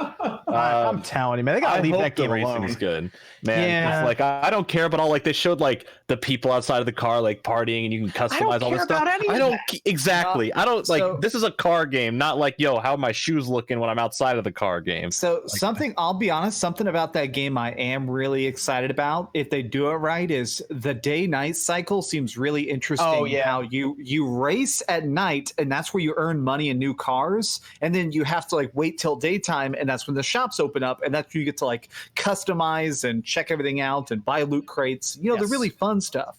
Yeah, my favorite. Buy loot boxes. I'm hoping they said that during the races you get the upgrades and everything. Doing races unlocks them, not necessarily loot boxes and speed cards or anything. It's gonna pull a CTR. It's gonna be a CTR situation. You can do it that way. And then it's going to be normalized. I'm telling you, that is a situation going to be normalized where stuff gets added constantly afterwards, like that. But yeah, I'm hoping Need for Speed's good. I am, but they should have just gone back and grabbed the under. I don't know why they don't do anything with that underground name. Go back and do something with that. People would get hyped for it. That's when they're at their most desperate. When they know they have nothing else that works, they'll go back and be like, "It's Need for Speed Underground, like a new one, or like Underground 3." Or but they did it with because they did it with Most Wanted. Go get Underground. Yeah. They did it with Hot Pursuit as well. Was that? I love that they did it. I want them to remaster it. Honestly, I'd love to be a remaster, but a big part of that game is the music, and I bet also there's no way they're gonna like relicense all that Snoop Dogg and stuff. Yeah, so I don't think we'll get a remaster, but I hope. Yeah, well, it would be nice if they did that. They'd have to upgrade. I guess they'd have to update the cars and everything, but otherwise they could do it. Death Stranding, though, they explained it a bit more, so we kind of understand a bit better what's going on, at least to a degree. Do we? We know you can use urine as a weapon, and if you all piss in the same spot, something magical will happen. Well, we know why. And we can't see Norman Reedus's dick because the camera pans around him. Well, we know why. What's her name can't leave the facility there. Mama can't leave the facility because her Ghost baby. Yeah, her baby was born on the other side, but the umbilical cord's still attached to her. Yeah. I mean, the game. We know that the babies help you detect BTs. We don't really know what BTs are completely yet, but they help detect them, and you have to keep them recharged. For some reason, they have the ability to do that, but you have to make them feel like they're still in the womb, and that's how you tap into their abilities. Yeah, I have a feeling the final boss of this game is going to be like a UTI. I do think that one of the bosses, he kind of hinted at it, you're gonna have to pee on them in some way. Maybe they're invisible and you pee on them and you can find them. Does Kojima just make games to feed his fetish? Like Metal Gear Solid 5 had quiet dancing in the rain for no reason at all, and now this game you're pissing on stuff. I mean, you could pee in. Get that vibe. Metal Gear Solid 2, though, you could take literally a shower in pee. You could pee in the shower. Well, I mean, that's just no. There was a whole scene with there's a whole scene with Raiden where you'd get peed on. Yeah, so I'm pretty sure Kojima just puts his sexual. You guys don't remember this? There was a whole scene. Honestly, go look it up. I've beaten this game several times. I'm afraid to Google it because then all my search results are going to be P related. Yeah, I'm not trying to get R. Kelly, simulator. Right. So Death Stranding is just an escort mission because they showed like if you fall from a cliff or anything, you have to like rock the baby back to stop crying. Escort mission across the U.S. Is that what I got? I want to make a crazy prediction about it. I think that there's not going to be any real world combat. I think the whole game is going to be walking around and like climbing on stuff, and then whenever you get hit with like they showed combat. But what I'm going to say is that's in the other side. So I think periodically there will be storyline things that kill you, and when you go to the land of the dead is when you're going to pick up machine guns and shoot. Yeah, I'm not crazy. Look at I'm not. But crazy. when he was running from the guys in that trailer we got a while back, he hit him with a briefcase or whatever. I still don't think there's going to be any like real cool combat when you're in the actual like bright and colorful world. Only when you're like in the inky oil world are you going to be like actually fighting soldiers and using stealth. I hope they call it the inky oil world because that's perfect. I really like that. Yeah, especially if it's like said like Hideo Kojima and he's like, this is the inky oil world. I mean, you think Kojima's trolling us like Metal Gear Solid 2, where he's shown like in Metal Gear Solid 2, only showed us Snake until the game release. Is he just showing us all this weird, boring, walking, pissing stuff? But the actual game is awesome after these weird sequences? It could be. Maybe. Or the game doesn't look weird as hell. The game doesn't look fun. From what I've seen, it doesn't look fun. Now, of course, it's Kojima, so you never know. Keely's in it though. But The game, that's really convincing. It's going to be game of the year. Which I'm going to make a video on this. But I mean, it's Kojima, so everyone's going to pay attention to it. The story's always going to be a thing and everything. But from a gamer's perspective, when you see that, does that look fun at all? Nothing looks fun. Like they said, let's show gameplay. Okay, you're expecting gameplay, and you're peeing on things. You're going in, you like goof troops off of a damn clip on purpose. He like goof troops just to show a gimmicky mechanic of using the 6-axis to rock a baby. I've rocked a real baby. I don't want to rock a fake baby. Like I've been there, done that. I don't want to do it in a game. This looks ridiculous, in my opinion. It could be great, but from what they showed us, it doesn't look fun at all. But I'm gonna try it out because I know there's probably gonna be something tucked in there at some point that's gonna be fun, maybe. But there's a really annoying side. There's an annoying main quest in Yakuza 6 where you have to help get a baby some formula at like midnight. Is you have to walk around town trying to find a store that's open, and occasionally you have to play a mini game where it's like comfort that baby. You have to press all these buttons to keep the baby happy. Okay, I have many questions. That's the whole game. Why does he have a random baby? Why is he looking at midnight for? It's been a while since I played Yakuza 6. Maybe somebody in chat can remind me. You like. That's what it is. It's that your adopted daughter. It's her baby, and she's been hit and put in a coma. So you're trying to investigate who tried to kill your daughter, and you're trying to take care of this baby and playing the mini game. I still think there's something in Death Stranding that we don't know yet. Absolutely. Remember when Metal Gear Solid 2 came out? We didn't know Raiden was the playable character in the game. I feel like there's something in Death Stranding that we just don't know. There's characters we don't know yet because it seems like every time he shows it off, there's new characters or actors that are put into it. So I think that there's another. I think he said, because he made the mention of Tokyo Game Show, I think they're going to show off another huge person who they haven't announced in the game yet, and that's going to start making the story kind of go okay, now what's the ploy? They're going to show something different, but I think we're on to something where it's all a facade until the game releases. It's all just look at P, look at this rock, look at this thing. We don't know what it is. One of the biggest tricks that now a lot of people forget about is that we didn't really know what Metal Gear Solid 3 was. We didn't really know the time frame. We didn't know that we were playing as a bad guy. We were playing as early Big Boss. And that was a huge stunner when we actually bought the game and took it home and we're like, what the hell? I'm not Solid Snake at all. Yeah, there could be a time jump. There could be all kinds of stuff in this game that we don't know about yet. We could just see the first hour or two of the game and then things change. So maybe we're the P. Dude, you never know, right? You never know. I guess the other big announcement at a Gamescom wasn't even Gamescom. We just kind of referred to it slightly, but Sony decided to make it official after dating for so long, and they picked up Insomniac. Yeah, they had that little split up once, when they took time apart for Sunset Overdrive, but I'm glad they worked things out. They had an open relationship for a little bit, but it's all good. Yeah, it didn't really work too well for them in that open relationship. Sony put a ring on it and said, hey, make Spider-Man 2, but also first make new Ratchet and Clank for the PS5 release. Oops. I mean, they probably put them on I bet you they're on 2 projects right now. Yeah. Oh, absolutely. One of them, obviously, I think their big focus is Spider-Man 2, but there's probably another one. I think it might actually be... I think it might be a VR game. Yeah. They might have them on a PlayStation VR 2 game. Just because in the time off, they worked on 3 or 4 VR games for Oculus. They did. And I heard they were all great. I never played any of them. The one's still coming out, Stormland, that's still due out this year. They're going to finish it up apparently, normally, but that looks like a pretty serious VR game. So they have the experience. And maybe Sony was like, you know what? We can pick them up. They can do Spider-Man 2. Then we can also have a VR game from them as well, because they were making VR games while they were making Spider-Man. So I'm pretty sure with this Ratchet and Clank is going to be close to a launch release window that they've been working on right now, and that's why they made it official. That'd be cool.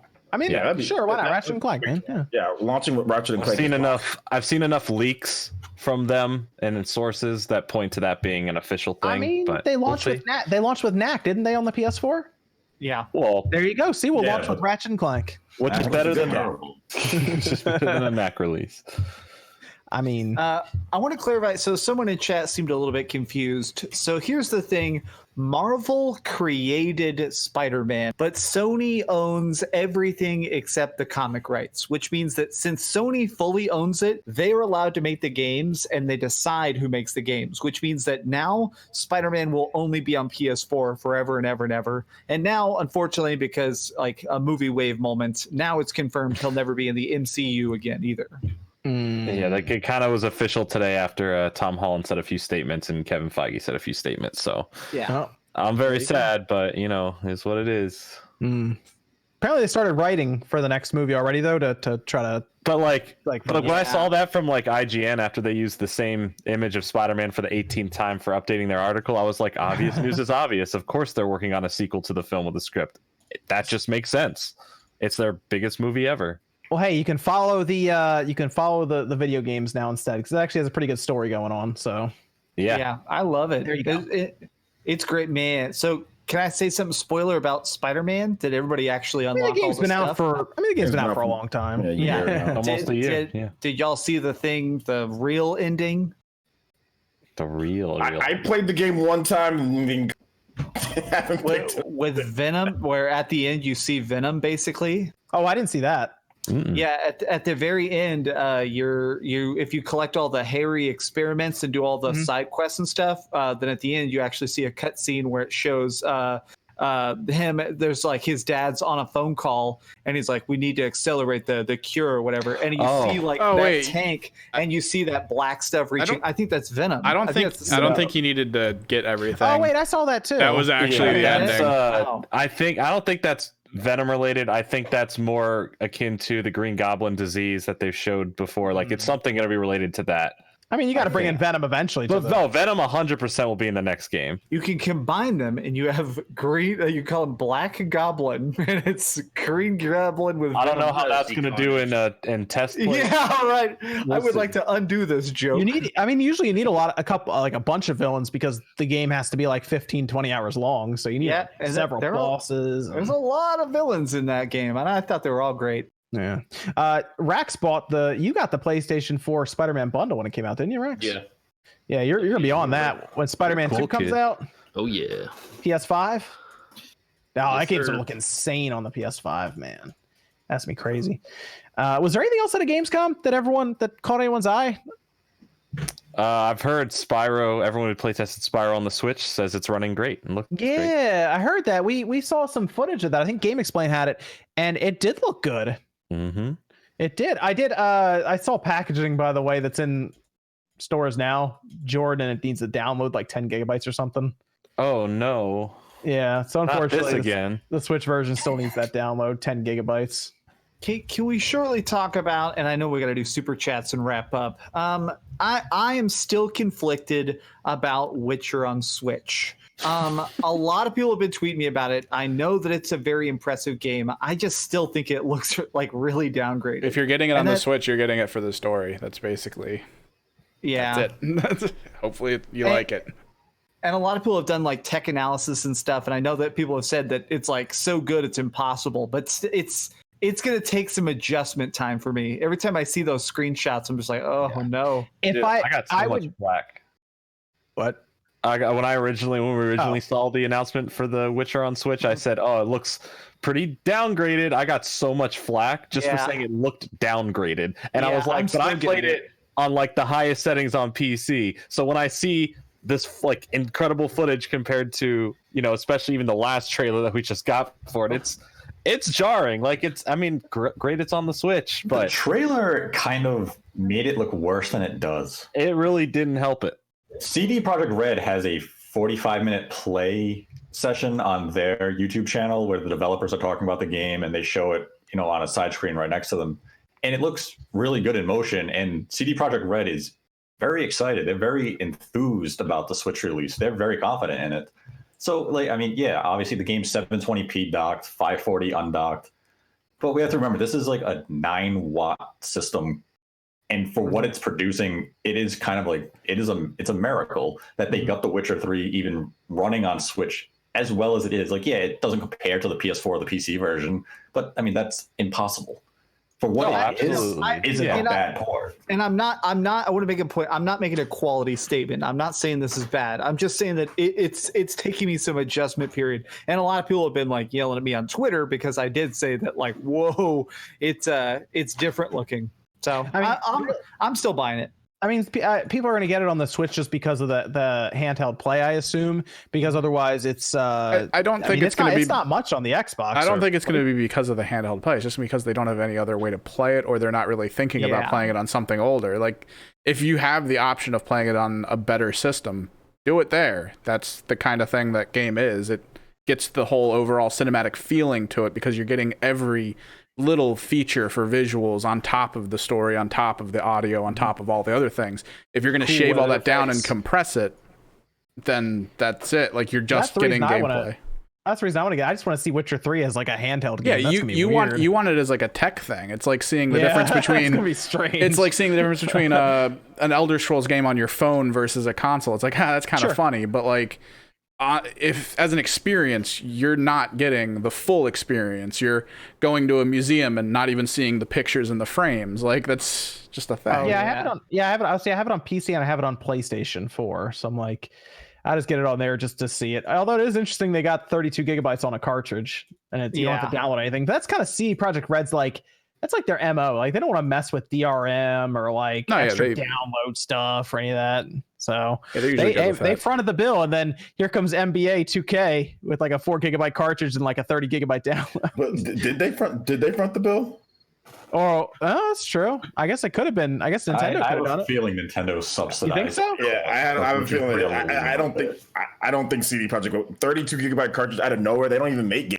Switch, and then this is the first Western game to use a 32 gigabyte cartridge. So and then they just obviously, I mean, it's a $60 game, while The Witcher 3 is on other platforms for like $20. So maybe they felt a little flexibility because they said the development of the Switch game was only about 12 months. So we need to figure out if that is Nintendo that did that. So Nintendo might have subsidized the cost a little bit to get it on the platform. I think they subsidized the cost because from what we still understand, the 32 gigabyte cartridges are still not attainable on a normal scale. Like, you're still paying more than what you'd pay, obviously, for like a Blu-ray a lot more. You know, so I mean, a 32 gigabyte card, once you include the licensing fees and everything else, will still run a publisher around $20 just for a card. But did Nintendo help with like Wolfenstein or Doom? Nintendo published Doom. Yeah, they did. But they didn't put that on a 32 gigabyte cartridge. They didn't, but they helped. They covered cost of development. Doom, Skyrim, and Wolfenstein 2 were basically basically Nintendo footed the bill for those games, and it was a no risk, all reward effort for Bethesda. But they said, let's form a base. But those are the same situations then, just one's on a 32 and one's requires Nintendo like a 20 gigabyte download. 32 gigabyte card back in 2017 when they were probably closer to $30 a card. They would have charged you $80 for Doom, and no one was going to buy it. Wolfenstein came out the following year. Even then, 32 gigabyte cards only came down within the last around 3 to 6 months. I would say it would have been like very, very recently then for that. And they're still incredibly expensive. 16 gigabyte cards are finally at a point where they're more feasible for about a $30 to a $40 release or a full $60. But even that, like, you see THQ likes to use 16 gigabyte game cards for some reason. But then why did they use a 32 gig card for this then if they didn't have to? Because Nintendo subsidized it, and CD Projekt Red would have pushed for it. Game fully on a cart. Yeah. It also makes it enticing for that full price of $60 to say everything's here, all the DLC. Yeah. So it kind of just makes it a more alluring package. Right. I feel like I just think that they may have pushed for it, whereas Bethesda would have been like, whatever, it's fun. I definitely think that I definitely think that you're probably right on that. They probably pushed for it, but there was probably some deal that had they probably pushed for it too, you know. Well, the CD Projekt Red is a weird company. Their expenses are a lot lower than other companies when it comes to this stuff. So weird as in like their pro consumer. development. Yeah, well, I mean, like Evan knows what I'm talking about, right, Evan? They do a lot of their work out of Poland. Yeah, they do, and and a lot of people have talked about it. Yeah, a lot of people Yeah. have talked about them as like the sweatshop of video game publishing. Yeah, they've had their own controversies around that kind of stuff, but I mean, they'll leave a game in development for a long time. Cyberpunk's been in development forever, so Yep. it's finally coming out. It looks nothing like the screenshots that we originally saw years ago. Yes. Call of Duty, Max. We can talk about Call of Duty very quickly before we finish up. So how much did you win? I'd say I won half of the time at least. I was probably 50-50, Dude, depending. There were a couple times where my partner wasn't even playing. It was just not good at anything. Dude, I think I won 90% of my matches. Yes, see? I don't know, dude. I was wrecking people. I don't know. I think it's people who normally play COD build their own loadout and stuff. So for those who didn't get a chance to play it, basically it was a singular mode called Gunfight. It was 2v2. You would be dropped in a tiny map. You'd have a random gun, and you had to fight each other to the death. You can still play it now too. You can still play it now. Yeah. It's super fun. Honestly, it's super tight. I like it. It's How small are the maps? Are we talking like Rust? They're pretty small. tiny. Tiny. It's fun though, because when you drop in, you have a 40-second timer. And that's how long that match is going to last. And if it goes past that, they start overtime. You go capture a point. Yeah, it puts a big flag in the middle, and almost always someone runs for it, and the other person snipes them. Yeah, Sounds it's like one of the modes on Counter-Strike. People were also drawing, I think, some kind of parallel to a Battlefield 3 game type as well. But it's an alpha 2v2. You can go download it right now. It was like 35 gigabytes for this thing now. I was like, oh, what the? Somebody said there's probably a hidden mode inside it that they're probably gonna surprise launch Monday and be like, oh. It's but it's a new engine and everything, so I was interested to see how it would play there. And I have to say, if this is the engine that it should, I mean, it'll probably look better in campaign. The campaign's gonna be interesting. Like I think it'll be it feels, it's hard to describe. Maybe it feels heavier than Black Ops 4. Maybe that sounds right. It feels heavier, and to me, it does feel faster in a kinetic sense, and that your turn speed by default is a lot quicker. You're the time it takes to begin sprinting feels faster. It seems like everything is much more instantaneous, which is a lot more gratifying. I'm sure you noticed that if you saw a target before they saw you, it was nice to just see them and put them down. Yeah, it's only on the PlayStation 4, so you want to go on there and download it if you want to check it out, just to get a feel for the Call of Duty gameplay to see if it's any good. But I don't know, did anyone else play it, or was it just me and Max? I don't know if Nate, you said you were at least looking at Call of Duty. I don't know if you got a chance to download it, because it is, I mean, it's 35 gigabytes. It's a bigger download. No, I got sidetracked by Dragon Quest. Oh, okay. That's good. Okay. Good excuse. Yeah. I downloaded it, but I've just been way too busy.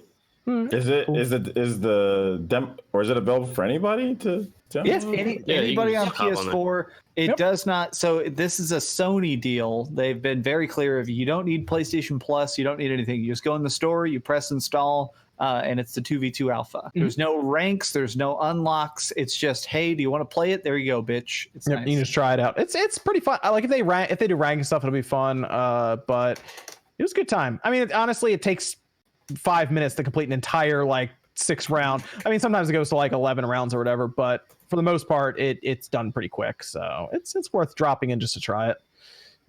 Form up a team of 2 and go after it. I like the sniper rifles, man. They were fun. The sniper rifles at that range, you don't have to hold breath. You just boop, boop. Yeah. That was good though. You should try it out, Rex, when you get a chance. I think you'll like Probably it. do that after My only concern, like I said, man, is those microtransactions afterwards. Here's what I would recommend if you don't want to buy it, but you still want to play the campaign, because campaign is probably gonna be 8 hours long or something. Just go rent it. Go to GameFly or what's the Redbox or something. Just go rent it and give it back after you beat the campaign. Because I don't blame you for what Activision does. Pass on it for that. Yeah, and I've said, so people were a little bit upset because I made a video saying that I really liked the alpha, and then I made a video the next day saying, don't pre-order it because they're going to try and screw you over. If it's great, buy it at launch, but don't pre-order it. And some people are like, you're saying the game sucks now. Yesterday you said it's good. No, it's a good game. Don't pre-order it. Yeah, games can have great mechanics and just shitty elements. Here's the way I see it. Infinity Ward can make a good Call of Duty, and Activision can ruin it. That's pretty much it, the way I see it. So you can like what Infinity Ward's made, but then you can get really annoyed with what Activision does with it. Every year, we usually see some sort of website come out with the article saying, yeah, the beta of Call of Duty is good, but don't pre-order the game. Like, every year, do people need to be reminded that Call of Duty will nickel and dime you at some point? Yes, probably. Like, are people just gluttons for helps. punishment? Like, this game's going to beat me. And then a year comes around and say, I can't wait to buy Call of Duty. And they have to be reminded that, yeah, they're going to screw you again. It's happened for 19 years. Yeah, It's hard to resist, bro. well, it used to not be that. Like back in the day, man, when we had like Call of Duty Big Red 1 or like the old school ones, and then of course Call of Duty 4 and everything. I mean, those were the glory days of Call of Duty, I think. Modern Warfare 2, Black Ops 1, Black Ops 2, before they got into the loot boxes and everything. But there's been like 13 Call of Duties that have screwed you with DLC. People still need to be told every year, like, this is I still think, dude, I still think there are some people who haven't bought a Call of Duty in a long time. I think some people are just sometimes, they fall out of gaming for a while and they come back. Yeah, probably. Yeah, some people need help. The Madden of first-person shooters, man. I'll be honest, man. I haven't bought a Call of Duty game because of the install size. See, and if like 100-something gigabytes, I refuse. That install size is too big. I was actually very close to buying Call of Duty. I forgot which Black Ops 3 or 4, and then I saw the install size, and I was just like, "Screw it, I'm good." 4 was over 100 gigs. Yeah, no I think it was campaign. 4. What Because it was am on I sale. installing? Yeah, it was on sale. It was on sale for like, I don't know what, Steam or something like that. I was gonna get it, and then I looked at the install, just like, bro, like, the game's not good enough for me to do that. Like, with all the microtransactions, like, it's not good enough for me to sit there and wait for an 100 gigabytes. I think about that, Black Ops 4 didn't even have a campaign. It was always tied to microtransactions pretty much with all of its modes. So it's like, what am I doing here? At least from what I'm seeing with Modern Warfare, it sounds like the campaigns be interesting enough. So I hope so. I hope it's more than 5 hours. sounds like, yeah. I did watch some of the footage, and the guns sound and look like they kick, and they sound so realistic. I was very impressed about the way that they looked, the visceral nature of just the grittiness of this Call of Duty. It takes away all that sci-fi feeling. And I feel like it definitely has gotten back to what people used to love about Call of Duty. And I'm pretty excited to see the competitive nature and where it goes from, because something needs to knock. And not even knock Fortnite off of its pedestal, but we definitely need some kind of multiplayer competitive scene for something new. And I really hope that this is the one that Gears of really War 5. Oh, yeah, Gears right. 5, man.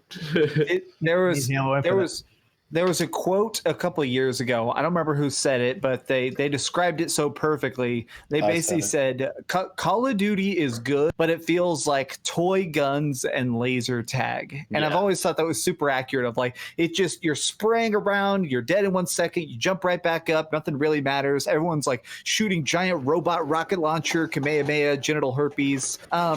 It's back to basics. See, that's why I like the multiplayer of Gears over something like Call of Duty, because Gears has that tactical, strategic element to it of like, I'm going to use this cover, I'm going to throw that grenade there to see if I can shift them this way, I'm going to flank them while my teammates come up from behind. Like, you get that whole team-based mechanic going in, and it's a slower approach to gaming, whereas Call of Duty, you're just sitting there saying, you're just kamikaze crazy, you just go out the machine gun going Rambo, and you're like, if I get hit by a grenade, who fuck cares? I'll be back in 2 seconds. That's fun. That's why I think that this 2v2 mode, I think that's why they're probably pushing that, because in Counter-Strike, if it's like that mode that I'm thinking of, where you're playing against the tactical team versus the terrorist or whatever, you literally have two people on either side of the map, and you really have to communicate with your teammate in order to really be successful. Because like, I used to play a lot of Counter-Strike, and there's if the maps are really small, I'm gonna check it out later and see what the deal is, but basically you would have one person on your team go over to the other side that you were going the opposite direction. If you saw the people, you would really kind of try and take cover and be like, hey, they're over here, try to communicate really well. And then, it's all about accuracy at that point, or whatever gun that you've purchased off the wall. So I mean, if they're doing this gunfight mode and it sounds like that, then it really could be as competitive as Counter-Strike. And I mean, people are still going pretty strong on Counter-Strike. You should check it out, Rex, though, after the podcast. I'm gonna do it right after the podcast. Yeah. Let me get through some of these super chats here before we finish up. Mega Nerd X says, "Would you think Tracer from Overwatch and Smash would break the net for a female DLC?" The problem with that is that people would be more mad that they put Tracer in that game, but have not put Overwatch on the Switch. Oh, yeah. Okay, good point. But that would give them some hope that was happening because people always link the Smash character to a game coming up. That would be pretty crazy though if Tracer was that would definitely break some of the internet there. But yeah, that would be pretty crazy.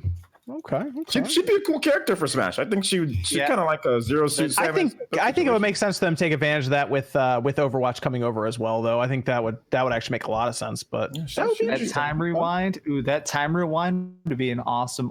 It would probably be. That's how you trick someone to get off the stage. You just time rewind back on. Yeah. Or I was thinking she could do a thing where she like punches you and then rewinds times and then punches you like 5 more times. Knowing Smash Brothers, it's going to be a counter, guys. It'd just be a counter.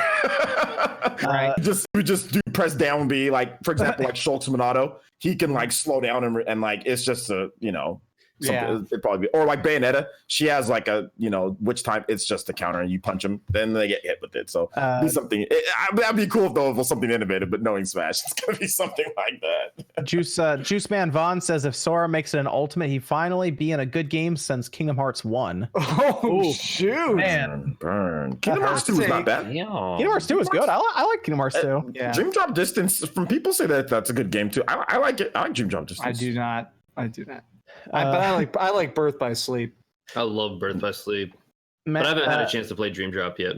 So Matthew Campos says, has anyone tested out the 6-button Genesis 8-bit DOE controller on the Genesis Mini with the wireless USB adapter? I have not. Oh, I thought, what's that video that I watched today then? It's the wired ones that Sega actually is making with Retrobit, like they're legit ones. I don't know what I'm talking about. He talking about the 8-bit DOE Genesis one you can get, the wireless one. The one that from earlier today was a USB. It was a USB Genesis controller you can get. They work for PC, Switch, and the Genesis Mini. Which, if you have a Genesis Mini, you might as well just buy it because it makes some of the games completely playable. Then 6-button controller. But they're talking about the wireless one. The Max, did they send those out to you? The 6-button Genesis controllers? I think they did, but I haven't opened it up yet. I've been They're nice, dealing man. with a million. I'll probably test them. I'm not sure if I'll make a video, but I definitely need them. They are almost 1-to-1 with the older 6-button Genesis controllers. It's amazing. So everything about this thing is so authentic. So I'm sure the fact that the controllers does not shock me. Yeah. They even programmed like a home button onto it for the Switch, where it's like start an A and it takes you back to the home menu. So interesting stuff. Shadow says another one I still like is, oh, don't you guys have phones? That's gonna go down forever. Yeah, like that's one of the best sayings on stage. Here we go. Heinz says, I'm in the Navy. Offline play is mega important. First of all, thank you for the service, Heinz. Yeah, my uncle was also in the my uncle was also in the Navy. And offline play is mega important. So there we go. There you go, Don. That's good to know. And I feel like that's something you don't hear a lot. Is like, yeah, to us, it's like, hey, I want to play my Switch when I'm not near Wi-Fi. To some people, you're literally stationed away from civilization for months. Like, that's how you stay sane. Yeah, so it's if you start your system up when it's offline and it's a bunch of gray boxes that's like, you gotta sign into the internet to use these, it's like, then I get why you have a 360 with you. So, it's like that's when you play Monopoly. Yeah. I don't think any system should need to be online, like I don't want that, like, because like what if your internet goes out, even if you don't gotta be in to go out. So well, of course no one wants that, but they want to keep track, making sure you're doing all legal stuff. And if there ever is a DRM system, I swear I would not buy a DRM system. There is. It's called Stadia. Well, I'm a hypocrite because I bought it's just DRM. It's only DRM. There's not even game. Well, I don't know. Once again, I don't know what I'm talking about.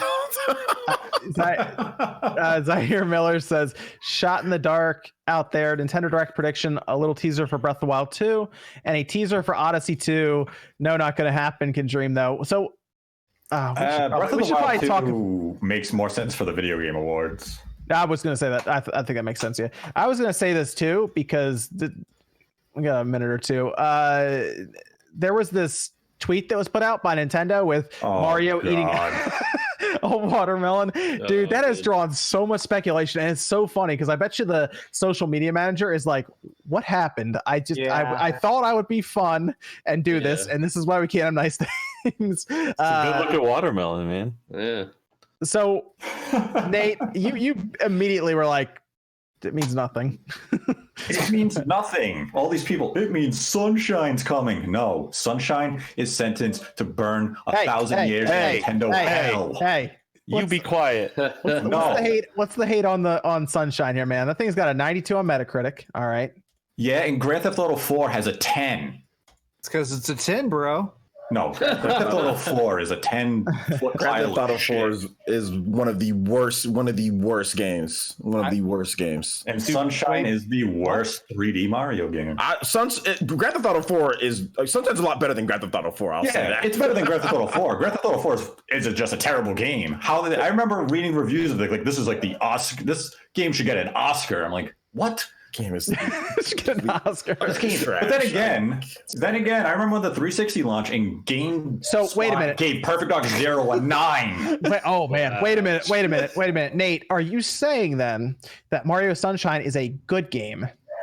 Compared to shitty games, sure. No. Like it being the worst 3D Mario game is not a bad thing necessarily because they're all in the 90s. So you're saying that it is a good game compared to the average. Isn't a good game. It has 10%. It has about 10% of the game is good, and that's when you don't have FLUDD and you're playing the gimmick levels. You don't like speed run and do awesome platforming. The rest of the game is bad. All right, so let me ask you this. If it gets remastered and put on the Switch, no one's going to be excited for it. For some reason, people seem to love Sunshine. Is it because it could be a good game? Ooh. No, it's their first 3D Mario game, so they love it, and they don't actually understand why they love it. And if you played it now, you'd realize the game has bad controls. It's gimmicky. It's not fun. The blue coins are annoying, and the only good levels are where you don't have FLUDD and you actually have good platforming. Put in Sunshine right now. You're stuck with a 5-minute cutscene from the start of the game of Mama Peach, help me. The bad guys sucked in the game. The basic premise of the game isn't good. Sunshine isn't a good Mario game. People are like, oh, it's a good game for speedrunners. I think it's pretty good. Good. Dude, what happened when you were younger? Like, what did that game do to you? Like, what happened around that time in your life? I was hyped as hell. I bought the game. It was my first day of school. I came home from school. I'm like, I can't wait to play Sunshine. I played it. I'm like, wow, this game is terrible. Nate, it's okay. Just look. Did you get bullied? This is a safe spot. If Kojima peed on you, you can tell us. I was gonna say you really don't Mario like sprayed me with his FLUDD. His FLUDD. But it was awesome. It had like the analog trigger, right? That was being used and everything. I'll be honest. That was a gimmick. I didn't like Sunshine when it came out. I was I didn't think it was great. All the stuff that Nate pointed out, there's things that I noticed about the game. However, I did realize that there's a lot of people that really like that game. The speedrunning community around that game is really, really awesome to watch. So there are definitely some redeeming qualities of that game. I think 3D Mario games are put up to such a high caliber. It's tough when you get something like this. It kind of throws a fork into everything. But I mean, I think there's also people who really hate like Super Mario 3D World. I think there are people who don't like Mario 64 anymore. There are people who hate, my favorite 3D Mario is 3D Land, and most people consider that the worst 3D Mario. I love 3D Land. 3D Land is amazing. 3DS, Dude, so the 3DS one over the 3DS one. Dude, a lot of people hate that game. I'm so glad OJ. I liked it a lot. OJ thinks it's the reason the 3DS is a success, but that got the story. It's part of 3D Land felt like a portable galaxy at the time. That game's 3D was incredible. I remember when I got that game day one, and Mario jumped out of the screen, and and remember, you had to turn on the 3D to solve certain puzzles. There'd be like rooms, and you'd actually tilt it to see behind objects. That was so. I love that. Sounds like a gimmick to me. I don't know. It sounds like the analog Sunshine. Its entire like game is a gimmick. Man. Sunshine is a gimmick. Every Mario game has a gimmick. That's the gimmick. Fringe. Jumping and stomping, the biggest gimmick. I have good company to stand with me in my Sunshine revolt. I have Andre of Game Explain and John Cartwright of Game Explain, and we are the friggin' Triforce of Sunshine. This doesn't sound like... And we will put a shadow to your fun. This just sounds like a group of people who got bullied for something at school and now they're taking it out on Hey, go play your Spyro collection. Oh damn! There's nothing wrong with my Spyro collection. At least they're all good. Some Yu-Gi-Oh cards. So wait, Mario, what's the point? What are you saying bad about any of this? I don't see any problems or flaws here. So wait a minute, Mario. You said Mario 3D Land is good, right? That's a good game. 3D Land is good. It's better than Sunshine. Interesting, because it has a 90 on Metacritic. Oh, and what did Sunshine have? 92. Oh wow, that is pretty weird. It has a higher user score too. What? This is weird, man. I don't know. We might have to look. We might have to. How much higher? This is odd, man. It's like a lot higher for the user score. 0.2. 0.2. Wow, that's. I mean, those are points, man. You know. Yeah. 0.2. I'll say this. Super Mario 3D Land, to me, it does a lot of things that's great. Obviously, the Metacritic is high, Sunshine, but I will say that a lot more people purchased 3D Land than Sunshine. A lot more people purchased it. It's one of the games that was the savior of the 3DS. Shut up! Oh my god! Save the 3DS. No amount of Sunshine and Flood could help save the GameCube, whereas 3D Land came in and helped save. Oh, get off your little pedestal on that. Sunshine, it's so great. Metacritic 92. GameCube still got bodied. So let's just be real here, you know. I gotta go to Metacritic. I gotta check on this stuff really quick. I don't. Yeah, you gonna argue with the facts, Nate? I mean, no. Let's look at this. 3D Land has 82 critic scores to get a 90. Sunshine only has 61 to get that 90. They needed that's all it needs, baby. That game's coming down. Hey, they needed to find people who actually owned a GameCube at the time, okay? Look, man, if Sunshine was so good, Sunshine would have. Look, you gotta save up. Look at the N64 Mario. Pretty much that put it up. That drove it up there. Look at the 3DS when it needed something. Look at obviously the Switch with Odyssey, that was a big driver. Sunshine, you'll talk about this god tier game. Why didn't it lift up the GameCube? Why didn't it lift up the GameCube? No, you know what? 64. We're going to do this. Wait a minute. This is what we're going to do now. It was the game to get So on the GameCube. The lowest score for 3D Land on Metacritic is a 70 from GameCode, and they have quotation forthcoming. So we don't know what they actually said. The lowest score for Sunshine is from Game Critics. They gave it a 60, and they say to say the camera in this game is atrocious is like being kicked in the teeth. Kind of hurts. It gives the person an idea of how bad it is, but it doesn't even begin to describe the agony in detail. So he's basically saying Sunshine fucking sucks. Well, how come? Wait a minute. How come Super Mario 3D World didn't lift up the Wii U?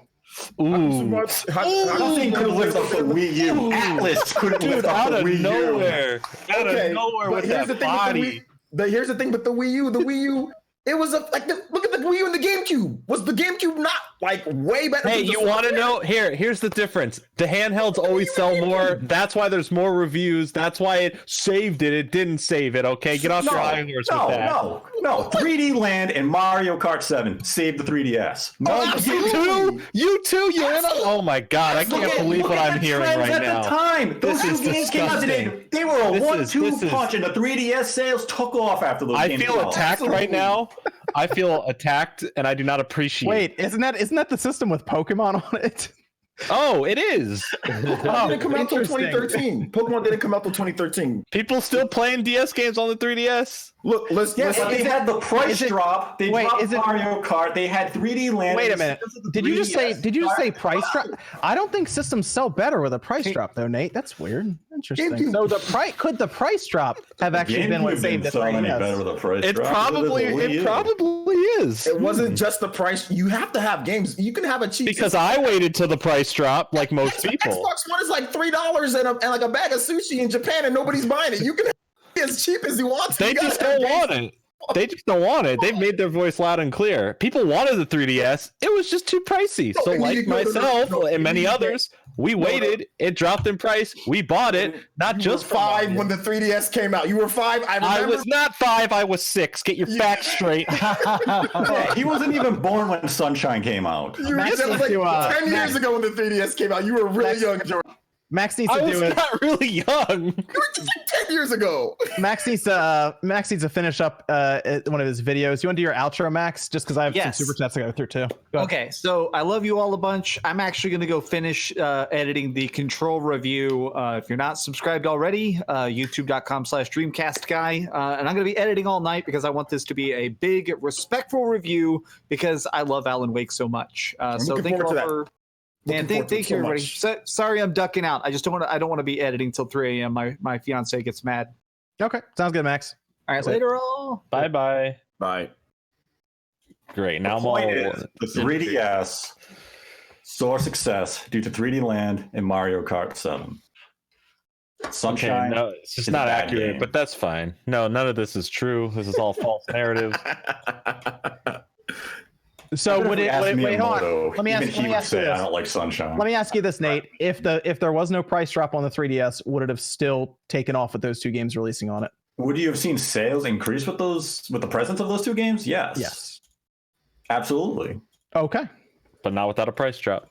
Not without a price drop. Without a price drop, you would have seen sales increase. Hardware would have seen an increase. You need okay. games. Games. Look at the GameCube. GameCube cheap as hell. It needed more, even though it had a lot. You still They got it down to $100. Yeah. $99, and still you got to have the games that people rush out there and say, "Oh my gosh, I'm gonna buy this system for this." Like you've got to have the games. Yes, price shops are good. I agree. The price shop definitely helped save it. But that's partially because the 3DS was overpriced. It should never have been $250 to begin with. Yeah. No, it was too expensive when it came out. Well, the thing but it was the first glassesless 3D display in the world. Yeah, and Nintendo were really feeling themselves following that E3 where everyone was like, "Oh my god, this is crazy." And Nintendo were like, "Yeah, we can charge a little more." Even Pactor thought they could charge like $300 for it and sell out for like 2 years. And he got proven wrong in about 3 months. Yeah.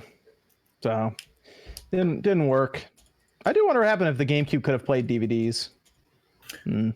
Interesting. Definitely would have helped, I think, but the Xbox could play DVDs, right? And that still kind of got bopped too. So. Yeah, you had to buy like a remote for it though. The true. PS2 was just impossible. That's true. You did have to buy a remote for it. If you look at the PlayStation 2 lineup of like the year the GameCube came out, and even the following year, you had games like Gran Turismo 3, Devil May Cry, Final Fantasy X, Metal Gear Solid 2. The PlayStation 2 was I think that needs to be added to the argument about the GameCube. Well, no, I think the GameCube's biggest problem was Nintendo leading up to it. There's some really good articles about how poor Nintendo was with developer relations during that time. Well, Yeah, it was the mini disc. It was also a purple lunchbox.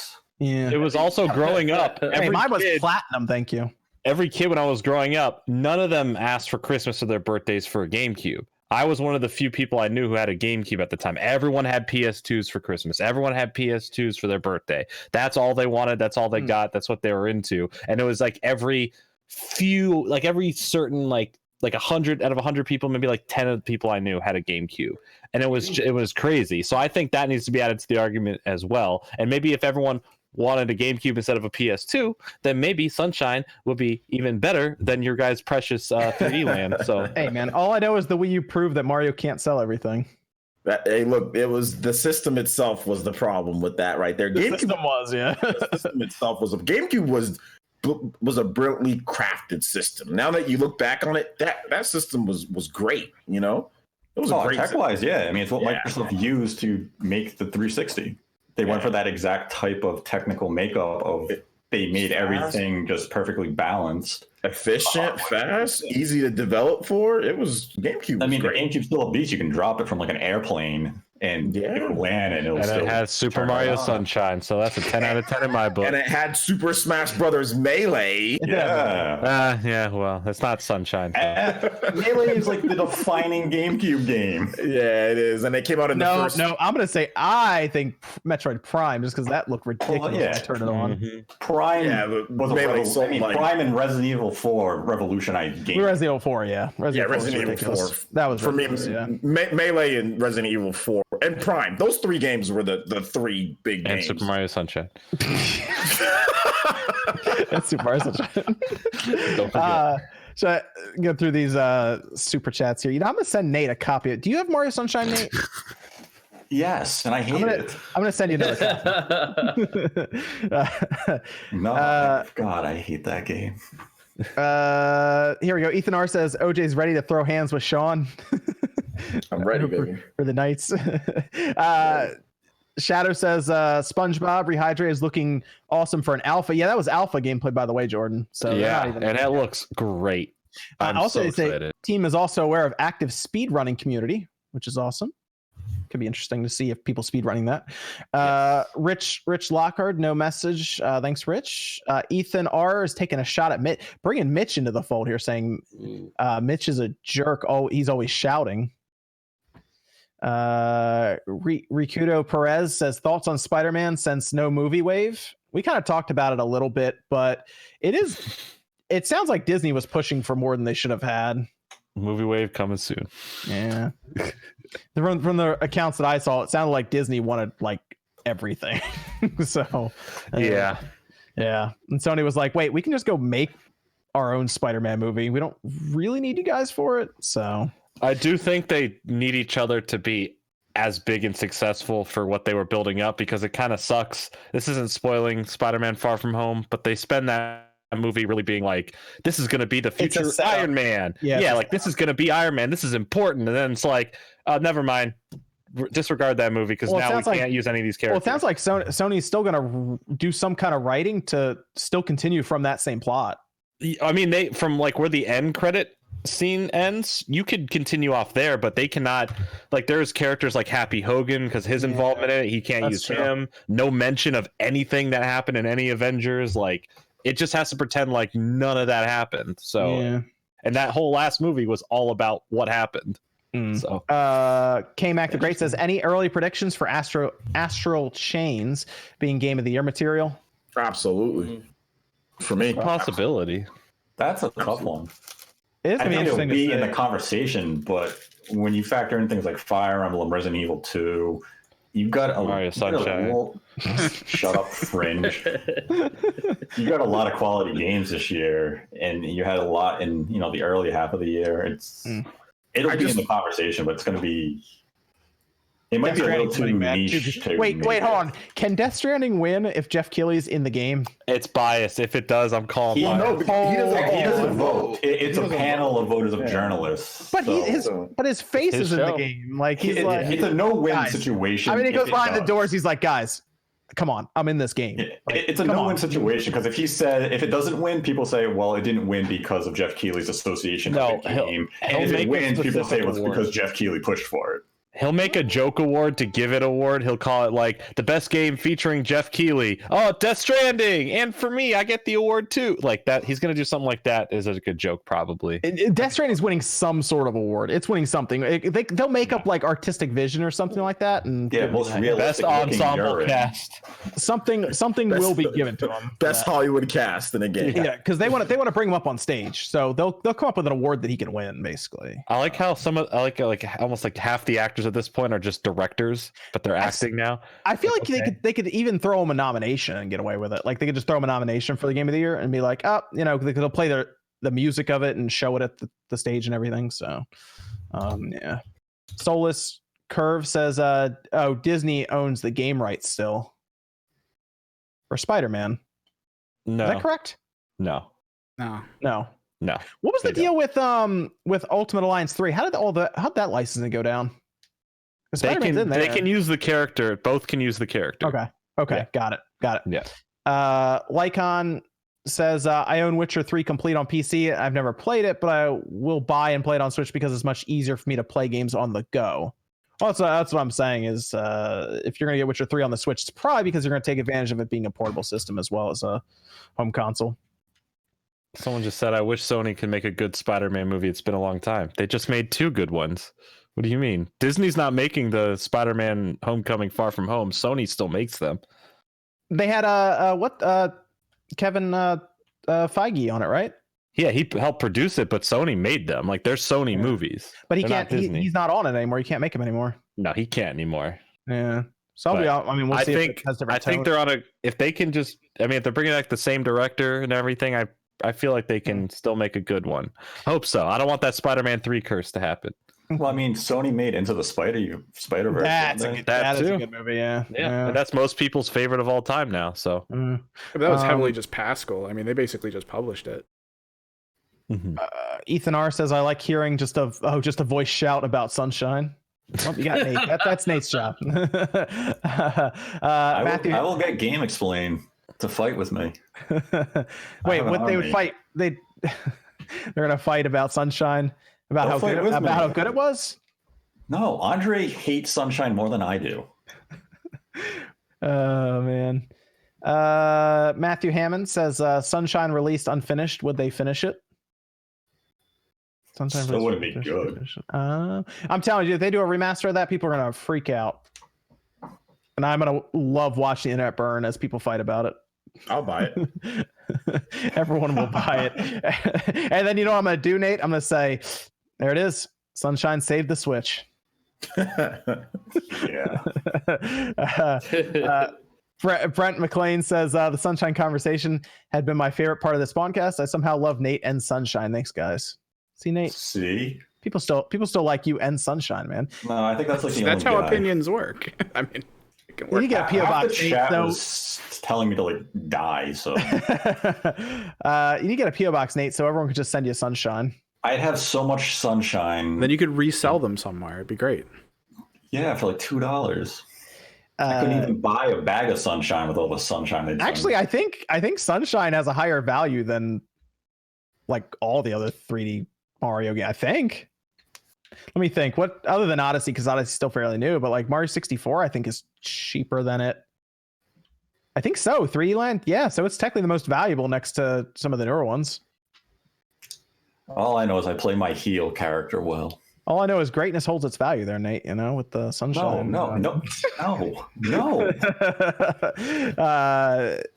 Dave Buford says, "I kind of see where Nate is coming from. I think Luigi's Mansion is aggressively average, and I don't understand how it got 2 more games." Side note, Andrew Luck retired from the NFL. I saw that. 29 retired. Injuries, I assume, forced him into that. I'll have to read up on it because it sounds like they just got the headline online. Yeah, Nate, if any of those are good in box, that's like $45 each. Oh, see, there we go, man. See? Yeah, well, no, that doesn't mean it's good. No, but you can just sell them. I mean, yeah, Gotcha Force is like $200. It's not good. Gotcha Force is more than $200. Yes, it's not like some great game. Zaire Miller says, "Oh no, Sunshine." What did I start? What I started? No, there are some pretty bad games that are expensive.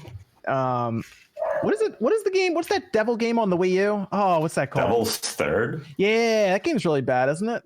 Wasn't that expensive for a while? That game was so bad that Nintendo didn't even send review copies out, and their initial shipment was like 3,000 copies for the whole country. Yeah, I got a copy. And then they shipped more because people were like, "Oh, I actually want to buy this game," and Nintendo didn't understand why. And the game is like dog shit. They already shut down. They shut down the servers like a year later. Shadow says, "No joke, pulled my old year 1 GameCube out of the attic a few months ago, and it still works fine. Been in there for years." Yeah, the GameCube's solid. It's a solid. That and the original Xbox are they're tanks. The PS2 was weird though. That thing would go out constantly. Sunshine. Oh, okay. Zildjian65 says Sunshine is way better than Odyssey and 64 combined. bro, the frame rate in Sunshine ain't even 4. Stop it. I think you could. I think you could make an argument that Sunshine is technically better than 64. Although I think 64 runs at 60 and it runs Sunshine at runs at 30. So that's the that's why I made a joke. I said the frame rate isn't even better. Yeah, but I think with how people look at Mario 64 now, if you go back and play it, some people look at that as like it doesn't control well and everything, and you could technically do it. Although Sunshine's frame rate does hurt it against a lot of the other Marios. So that's the only issue. I think that is everything. Let me check Streamlines. Went a little long because Nate went crazy on Sunshine. Well, Sean wasn't here to rant about whatever the hell Sean rants about. You know what's interesting? I would have been curious to hear what Sean thought because Sean's never played Sunshine. What?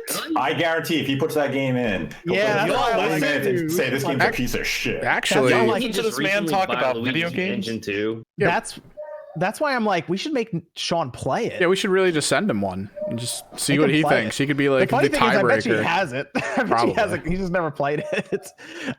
Because it was in his ranking. If you go back and watch his Mario rankings thing, he's like, I've never played this one before. So there you go. See, we can have someone who's never played it play it and give a review on it. The modern day review of an old game. Dude, I'm telling you, man. Shadow Nexus says Sin and Punishment 3. Well, I know that franchise. I read that comment wrong that this guy said. I thought he said porn tree hats. I'm like, what the hell? Dude, I read that as that too. I'm like, I don't know if Sin and porn Punishment tree hats. What? I'm like, I don't remember that. I guess that's I like the Sin and Punishment games. I'd take a third. okay. Oh, Sin and Punishment 2 on the Wii is an excellent game, but stupid people in America didn't buy it. I bought it. I bought it too. I have like 3 copies because they were giving away at Best Buy for like $4. I was gonna say the Wii, that was on the original Wii, 100 million install base. How much Sin and Punishment? I think the game sold like 30,000 copies worldwide. Oh my gosh! I think it did like 30 copies worldwide, but nobody bought that. Although game. to be fair, that install size was a weird install size because it was like grandmothers and like Fringe's grandmother wasn't going to go buy Sin and Punishment 2. What are you talking about? She plays that game to this day. Good. Your grandmother's hardcore. We can finish up here. Let me go around. We went a little long. Like I said, Sunshine came up and that threw everything off the rails. Because Nate had to rage for a bit about it. That's what happens when you mention that game. We'll talk to Sean. I'm curious. Now that's an interesting video idea for him. I will drive to Connecticut and play Sunshine with him for a video. And then Nate's got to be on camera. The face reveal. Hell no, yeah. I'll have the Kratos mask so people will know I'm pissed off. Let's start with Rax, our guest. Rax, where can they find you, man? You can find me at any of the social media above my head. .com/Rax the Great. I do a variety of different gaming content, live streams, unboxings, different stuff like that. I'm going to be doing a lot more uploads here in the future. So come hang out with me on the channel. I'd appreciate it. You can help a smaller channel grow, and I would love you for it. Yep, go see him. His link's down in the description as well, so as everyone else's. OJ, where can they find you, man? Yeah, you can find me here on YouTube, Player Essence, also on Twitter at Player Essence. Just gave away a copy of Astral Chain. I do a lot of live streaming on the channel, a lot of Nintendo content, and all sorts of cool RPG talk and all that. Also, we're going to be giving away this super cool thing on the channel in the next month. Octopath Traveler. Super Mario Sunshine? Fancy. Yeah, you can't find these. They're freaking they're going for like $300 on eBay. Oh my gosh, jeez. Yeah, like 200 to 300, somewhere in that range. So yeah, we're gonna be giving away one of these. So go subscribe to the channel, have a chance at winning one of these. Yay! Ooh, nice, very cool, very cool. What about Jordan? Where can they find you, man? You can find me my channel, always doing Pokemon stuff. Except for today, I did Yu-Gi-Oh! I upload every day, Pokemon stuff. You can find me anywhere on the internet: Twitter, Instagram, Jordan Fringe. But you can also find me on my new movie channel, Electric Pop. I may have talked about it the other week. I've made a video on there already. I'll be working on deep dives or essay stuff or things that I care about. A lot of movie related content, obviously, since it's a movie channel. So go check it out. I'd really appreciate it if you subscribe. If you like any of the movie talk that you've seen on here, it's going to be on that channel. I made a second channel too. You did make a second channel. I did. And then Nate, where can they find you, man? You can find me on Twitter at DirectFeedGames, where you can find my opinions on gaming, news, and such. And then there is a link to my YouTube channel in my Twitter profile, where you will find a Dragon Quest XI Switch versus PS4 graphics comparison, some gameplay footage of Creature in the Well, Hotline Miami, and a bunch of miscellaneous Switch games that are either coming out soon or were recently released. And occasionally there will be a discussion of video on the YouTube channel, but something interesting has to happen in the game industry for that to happen. Maybe a Nintendo Direct? Maybe a Nintendo Direct. If that happens, I can talk about that. And if Sunshine Remastered or HD is announced, then I'm not going to talk about it. You're going to talk about it. You're going to buy Sunshine Remastered. No, I'll fly to Nintendo and steal the disc before they can press the damn thing. Dude, what you call it? Looks the Mixer stream looks super high quality. I gotta give him credit. Evan, where can they find you, man? Just check me out on Twitter. It's a Kimmerix Project. Links, of course, in the description below. For YouTube, I don't know if we did that on the Mixer side of things. But yeah, I'll post when I'm doing any like convention stuff. I'll post when I'm doing any streams, or if anything might be happening behind scenes for the Spawnwave channel or even the new channel. If I'm putting up some, just work that I'm doing for them. Okay. Very cool. Very cool. That's going to do it here for SpawnCast episode 125. Thanks for everyone for joining us tonight. Make sure you check the links down in the description where you have everyone's channels. And we'll see you guys next week. Good night.